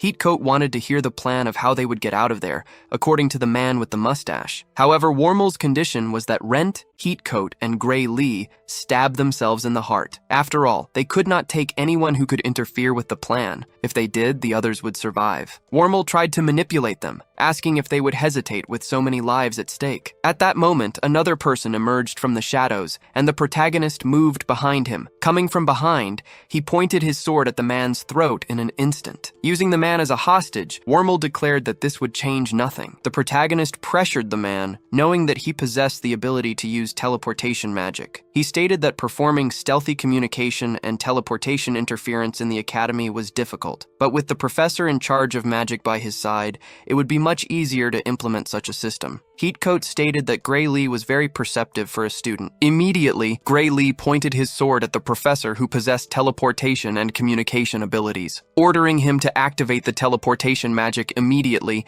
and send all students and professors to the foot of the mountain. If he refused, he would lose one of his eyes. If he persisted in his refusal, the other eye would also be gouged out. Next, Gray Lee threatened to cut off all the fingers from the professor's hand. Gray Lee threatened him, saying that if he sent a student to a different location or left anyone behind, he would regret it. Warmel ordered Professor Galak not to dare conjure the teleportation magic. However, the professor was being threatened by two swords simultaneously and hesitated. At that moment, Professor Heathcote declared he had no more options and attacked him with everything he had. However, Professor Rant fell to his knees on the ground, avoiding the attack, and began to cry. He placed both hands on the ground and activated the teleportation magic, which encompassed all the students. The teleportation was activated, and all the students returned to the base of the mountain. There, the first-year fencing course squad appeared at the academy's door. Rich explained that during their stay in the lizard habitat, the situation became dangerously anomalous, requiring evacuation. The cause of this emergency was an assassination attempt orchestrated by faculty members. He added that two magic professors were involved, accompanying Warmel. All the students confirmed Professor Rich's version of the assassination attempt against them. They stated that they were in a life-threatening situation. Leon then declared that Gray Lee and Professor Heathcote realized the scheme and saved everyone. An older professor asked if anyone was injured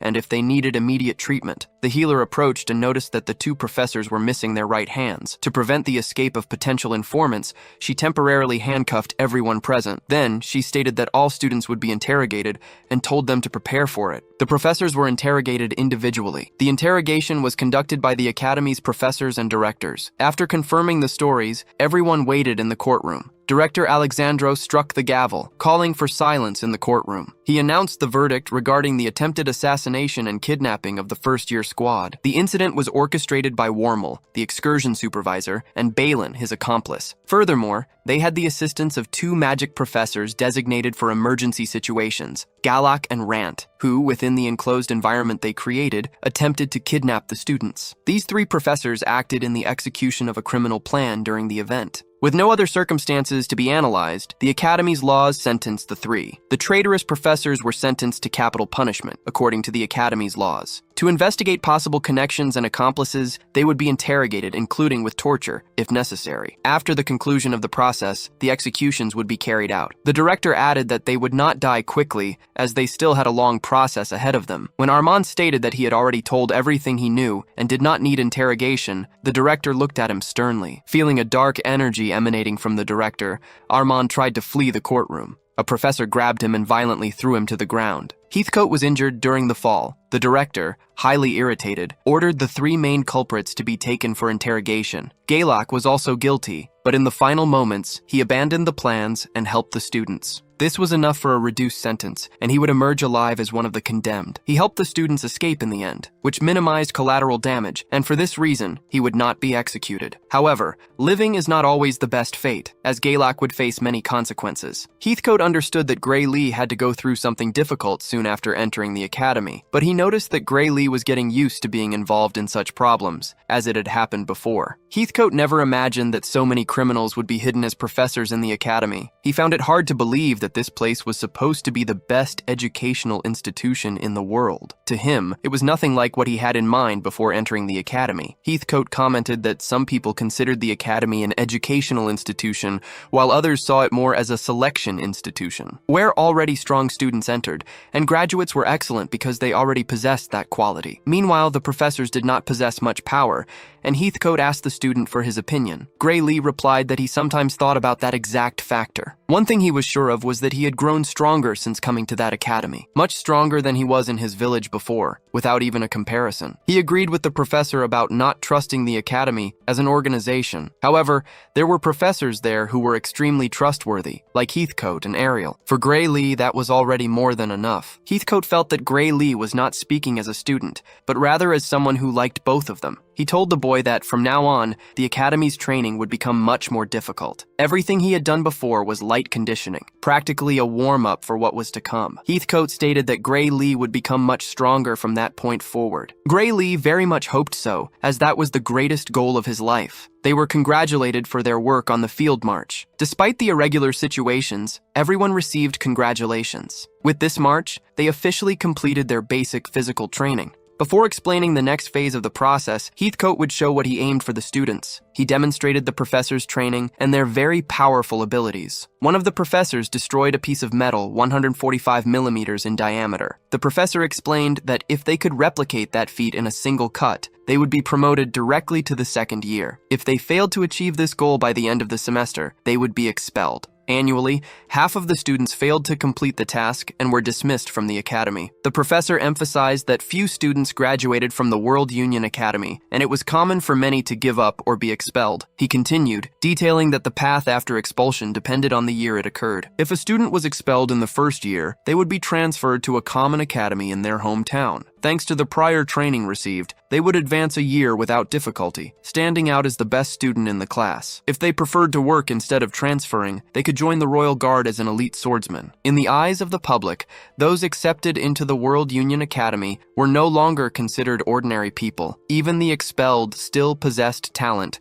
just not as proficient as those who progressed. Gray Lee remembered what his master Arya had said about the chasm between the World Union Academy and other institutions. The professor advised the students not to worry about the possibility of expulsion, but rather to focus on cutting the pillar. The students then asked if it was truly possible to cut that structure. The professor handed a sword to one of the students and instructed him to test it himself. The young man struck the pillar, but the sword flew from his hand. After the impact, he felt an intense pain in his wrist due to the rebound effect. The professor reprimanded him, stating that letting go of the sword was unacceptable, as a swordsman should never drop their blade. Gray Lee asked if they could use a specific sword, mentioning that if he used the one Ariel had given him, he could easily do it. However, the professor replied that only swords meeting the Academy's standard would be allowed. Gray Lee considered that with his current sword, he could probably make the cut at that moment, using his mysterious power. However, if that was a requirement for promotion, it should be done without using his special ability. He thought about how to combine his technique with his strength to achieve the goal. Gray Lee understood that with his power, he could reach the level of an executioner in the future. Recalling the incident from his past life, he reaffirmed the need to become stronger. The professor, noticing the students' apprehension,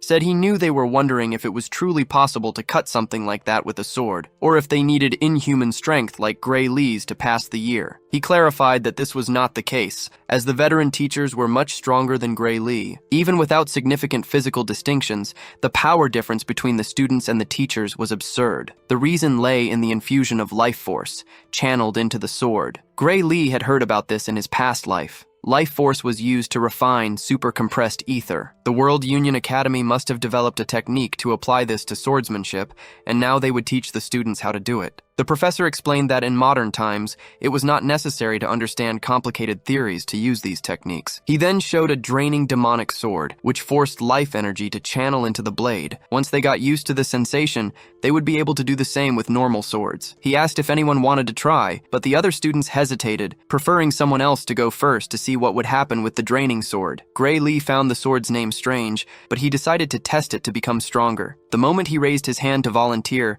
Leon also raised his. Leon was indignant because he hadn't been able to do anything when the water lizards attacked. The professor knew Gray Lee could handle the sword, but he wouldn't be a good reference for the other students. Thus, he asked Leon to step forward and try using the draining demonic sword. The prodigy held the sword and felt something being drained from within him. The professor instructed him to launch the attack immediately after taking the sword, and then sheath it. Leonhard attacked the pillar with the sword, cutting it halfway through. With the insane power he managed to use, the cut almost destroyed the pillar. However, the rebound effect was absurd, and he fell unconscious to the ground. Leon managed to sheathe the sword, but he crawled on the ground without strength. The teachers rushed to him to check his condition. Professor Rent said that it was like this at first, and that they shouldn't push themselves too hard. The condition of life force exhaustion was temporary. He added that Leon would recover after resting, and that his performance had been better than expected. After all, the young man hadn't even dropped the sword. Next, he called Gray Lee to try. The students were impressed that Gray Lee hadn't hesitated, even after seeing Leon fall. With an above-average level of determination,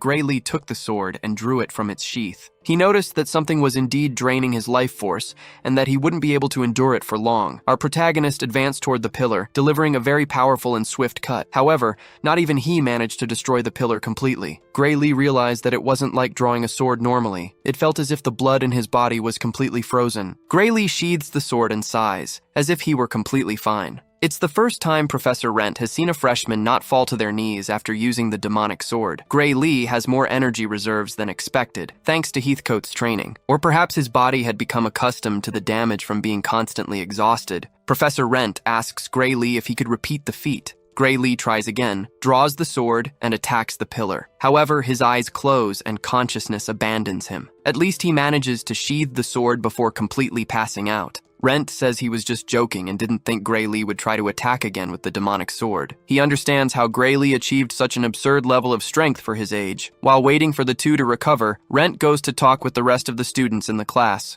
He demonstrates that swordsmanship utilizing life force is incredibly powerful. Even a novice, upon wielding the sword for the first time, can almost destroy a steel stake. This technique is properly taught only at the World Union Academy. No other national academy teaches it. He asks if any student knows the reason. A student suggests it is due to the risk of death when using the life-draining sword. However, Professor Rent clarifies that no student has ever died using this sword. He explains that the sword stops draining life force as soon as the person loses consciousness. Leon Apius believes the reason is the sword's rarity. Rent replies that this is not the main reason, as the academy possesses 30 of them. In the past, its use in combat resulted in countless deaths. This was why its use was restricted to the academy. If a user cannot move on the battlefield, even if the sword stops draining life force, the enemy will eliminate them. To use this power in real combat, it is essential to be able to move after wielding it. Gray Lee states that there is no one outside the academy capable of such a feat. Professor Rent agrees with Lee, stating that activating the sword only once is useless. One can only say they have mastered the sword's power when its use becomes second nature. Otherwise, it is not the student who uses the sword's power, but rather its power that uses the student. This is how countless swordsmen lost their lives using the draining demonic swords. The academy students ask if they should really use such a dangerous weapon. It is explained that everyone needs to learn to use this power naturally to advance to the second year. Rent announces that he will use these swords in the next training session with the students. He dismisses the students so they can also practice outside of class, asking them not to faint and delay the day's other classes. Gray Lee needs to figure out how to use this power normally. After all, becoming unconscious after a single use is completely useless. The same applies to his chained doors ability. Every time he uses that secret power, he ends up losing consciousness. At this rate, he will need a healer. At the very least, he will have to ensure he can use one of these powers to defeat the Liquidator. This convinces him that going to the academy was the best choice of his life. There is no better place for him to grow stronger. He knows he will become a monster by combining this power with his secret technique. At the second training ground, the students are seen. One of them observes Gray Lee almost dismantling the pillar with a series of cuts. He takes a 3-minute break every time he swings the sword. Life force recovery accompanies mana consumption. Gray Lee got the hang of it. Although training this way is inefficient, he decides to test the normal sword, even feeling that collapse will come without breaks. Gray Lee does not want to forget the sensation that remained in his body. As he is about to draw his sword again, someone interrupts him. A student informs him that Professor Ariel asked him to try using the life force sword on his own. However, she would like to be present, and the student goes to call her, asking Gray Lee to wait. Gray Lee waits for Professor Ariel, whom he thought was busy. The student assumes that the professor predicted he would master the sword and cleared her schedule in advance. Gray Lee is surprised that she predicted he would master the art of the sword in just one day. He already expected this coming from the Divine Eye, but he is still surprised. Ariel apologizes for making him wait and asks him to resume his sword training. Beside her is a hooded woman whose unknown face leaves Gray Lee indignant. Ariel, imagining he is tired, says that the team is there to heal him. Gray Lee relied on their support to regain his vitality after using the sword. He decided to train first with the magical life-draining sword to recall the sensation. Ariel watched intently, allowing him to act according to his intuition. Gray performed another spinning move with the demon energy-draining sword. Then, he advanced towards the pillar and delivered another cut that almost destroyed it. He was trying to understand and recover the sensation he had experienced before. Wielding a normal sword, Gray tried to recreate the sensation of drawing life force from his own body. Focused, he tried to remember, and felt the vital fluid from his heart begin to flow through his body. As the vital energy from his heart flowed through the sword, imbuing it, something unexpected occurred. Suddenly, Gray's arm turned completely red, imbued with the energy of the Black Swordsman. This energy, distinct from life force, had mixed with it. Gray's life force was merging with the power emanating from that door, and the latter seemed thirsty for more life energy. Consequently, his life force was being drained against his will. He couldn't control anything, and suffered from the uncontrolled manifestation of his power. Suddenly, Gray's arm was torn off by a swordsman from the academy. It was clear that his arm was completely imbued with a monstrous energy. By being torn off, the imminent danger was contained. Ariel knew that special powers had problematic compatibilities with life forces. It was said that the previous wielder of the Divine Eye also faced difficulties in harmonizing his power with life force. The woman who had torn off Gray's arm was the healing magic teacher, Rafa Elixir. Rafa found Gray's power excessively strange while healing him. First, she stopped the bleeding, and then activated the forced regeneration healing magic. Gray's right arm, which had been removed, began to grow back. Bones, fibers, and muscles reformed and reconnected. Ariel considered forced regeneration a magnificent technique. Rafa was genuinely happy to have dedicated herself to the field of healing. She thanked Professor Ariel for discovering her talent for healing. Rafa believed that Gray Lee would wake up in a few hours and instructed them to call her if anything unexpected happened. Gray Lee woke up in a strange place he didn't recognize. Professor Ariel sat beside him and asked if he remembered what had happened. Gray Lee recalled that when he tried to activate the life force sword, the power in his arm had gone out of control. His life force had been completely drained, and the Destiny assistant had torn off his arm. Gray was shocked to find that his arm had grown back and he didn't remember what happened next. Ariel noticed that his memory was intact and handed him food. Gray ate and asked if she already knew that would happen. Ariel replied that she wasn't sure, but something similar had happened before. She cited the incident where Amy White tried to use life force. For that reason, Ariel had decided to be present when Gray used his life force. Gray was very surprised to learn that the same thing had happened to the Sword Saint Amy White. Ariel explained that in Amy's case, unable to withstand the mixed power, her arm exploded. Gray was shocked to hear that the Sword Saint's arm had exploded and that the same had not happened to him. For this reason, it wasn't necessary to amputate it, but the shock she suffered was immense. It seems she still has an aversion to using her life force to this day. Gray understood that despite the aversion, she had somehow learned to use the power. Professor Ariel confirmed this, although she had faced many difficulties in mastering this power. Gray asked what method the professor had used at the time. Ariel explained that she had used a magic contract to suppress the Sword Saint's power. They gradually loosened the magic contract while Amy trained, allowing her to manifest only her life force. The magic contract surprised Gray, who didn't know it possessed such a function. Professor Ariel, however, said that this magic was not suitable for suppressing this type of alien power and would not work with Gray. Even Amy's power didn't last 3 minutes before the magic contract collapsed. Against Gray's power, it would be lucky if it lasted half a second. In other words, the same method could not be used with Gray. Professor Ariel regretted not being able to find a way for Gray to use his life force, as he possessed such a unique alien power, without precedents or formulas for reference. She added that it wasn't impossible for him to use his life force, but he would need to accumulate enough training to be able to use and extract only the life force. However, she couldn't conceive of a method that would support so much training,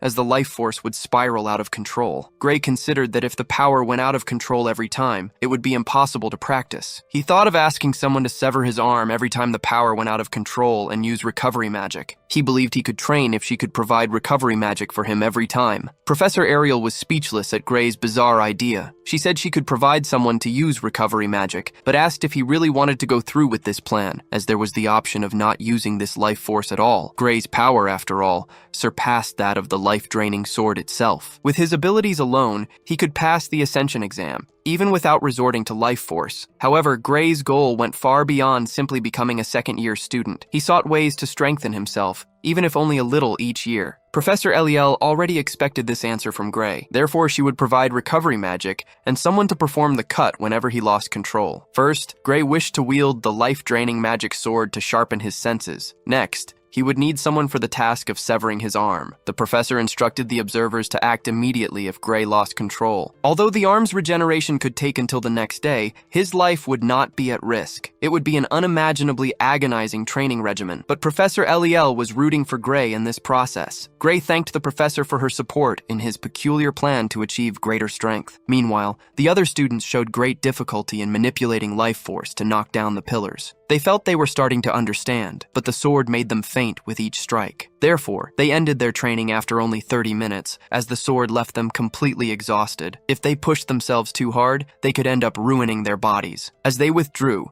they noticed Gray appearing with 2 swords. They realized that Gray hadn't fainted once, and that his stamina was on a completely different level from theirs. When they returned to the training ground in the morning, Gray was already there, wielding the swords. They were shocked to discover that he had been using the life-draining magic sword since early morning. Although they knew he was the best student at the academy, they wondered if they had seen wrong. Another student supposed that he was just practicing just a little and with breaks, because bodies become completely exhausted after only 30 minutes of training. They thought that if Gray continued non-stop from morning until night, he would certainly die. At that moment, Gray switched swords, fainted, and fell unconscious to the ground. He had thought he would get the hang of it if he continued to use the sword tirelessly. Gray felt that he wasn't understanding anything about the training with the demonic draining sword. After all, the teacher hadn't taught him this training method. It was just his rudimentary and self-taught training method put into practice. He wondered if he could extract his life force without the need for the sword. Gray started to remember the liquidator and pushed away the negative thoughts. He should go all the way and complete that training. Gray closed his eyes, fully concentrating on the ability to absorb life force. Drawing the sword from its sheath, he delivered a perfect cut that destroyed the pillar. He wondered if it was the first time he had managed to completely sever a new and massive pillar. With that, Gray realized that he had used his normal sword and the life force ability on it.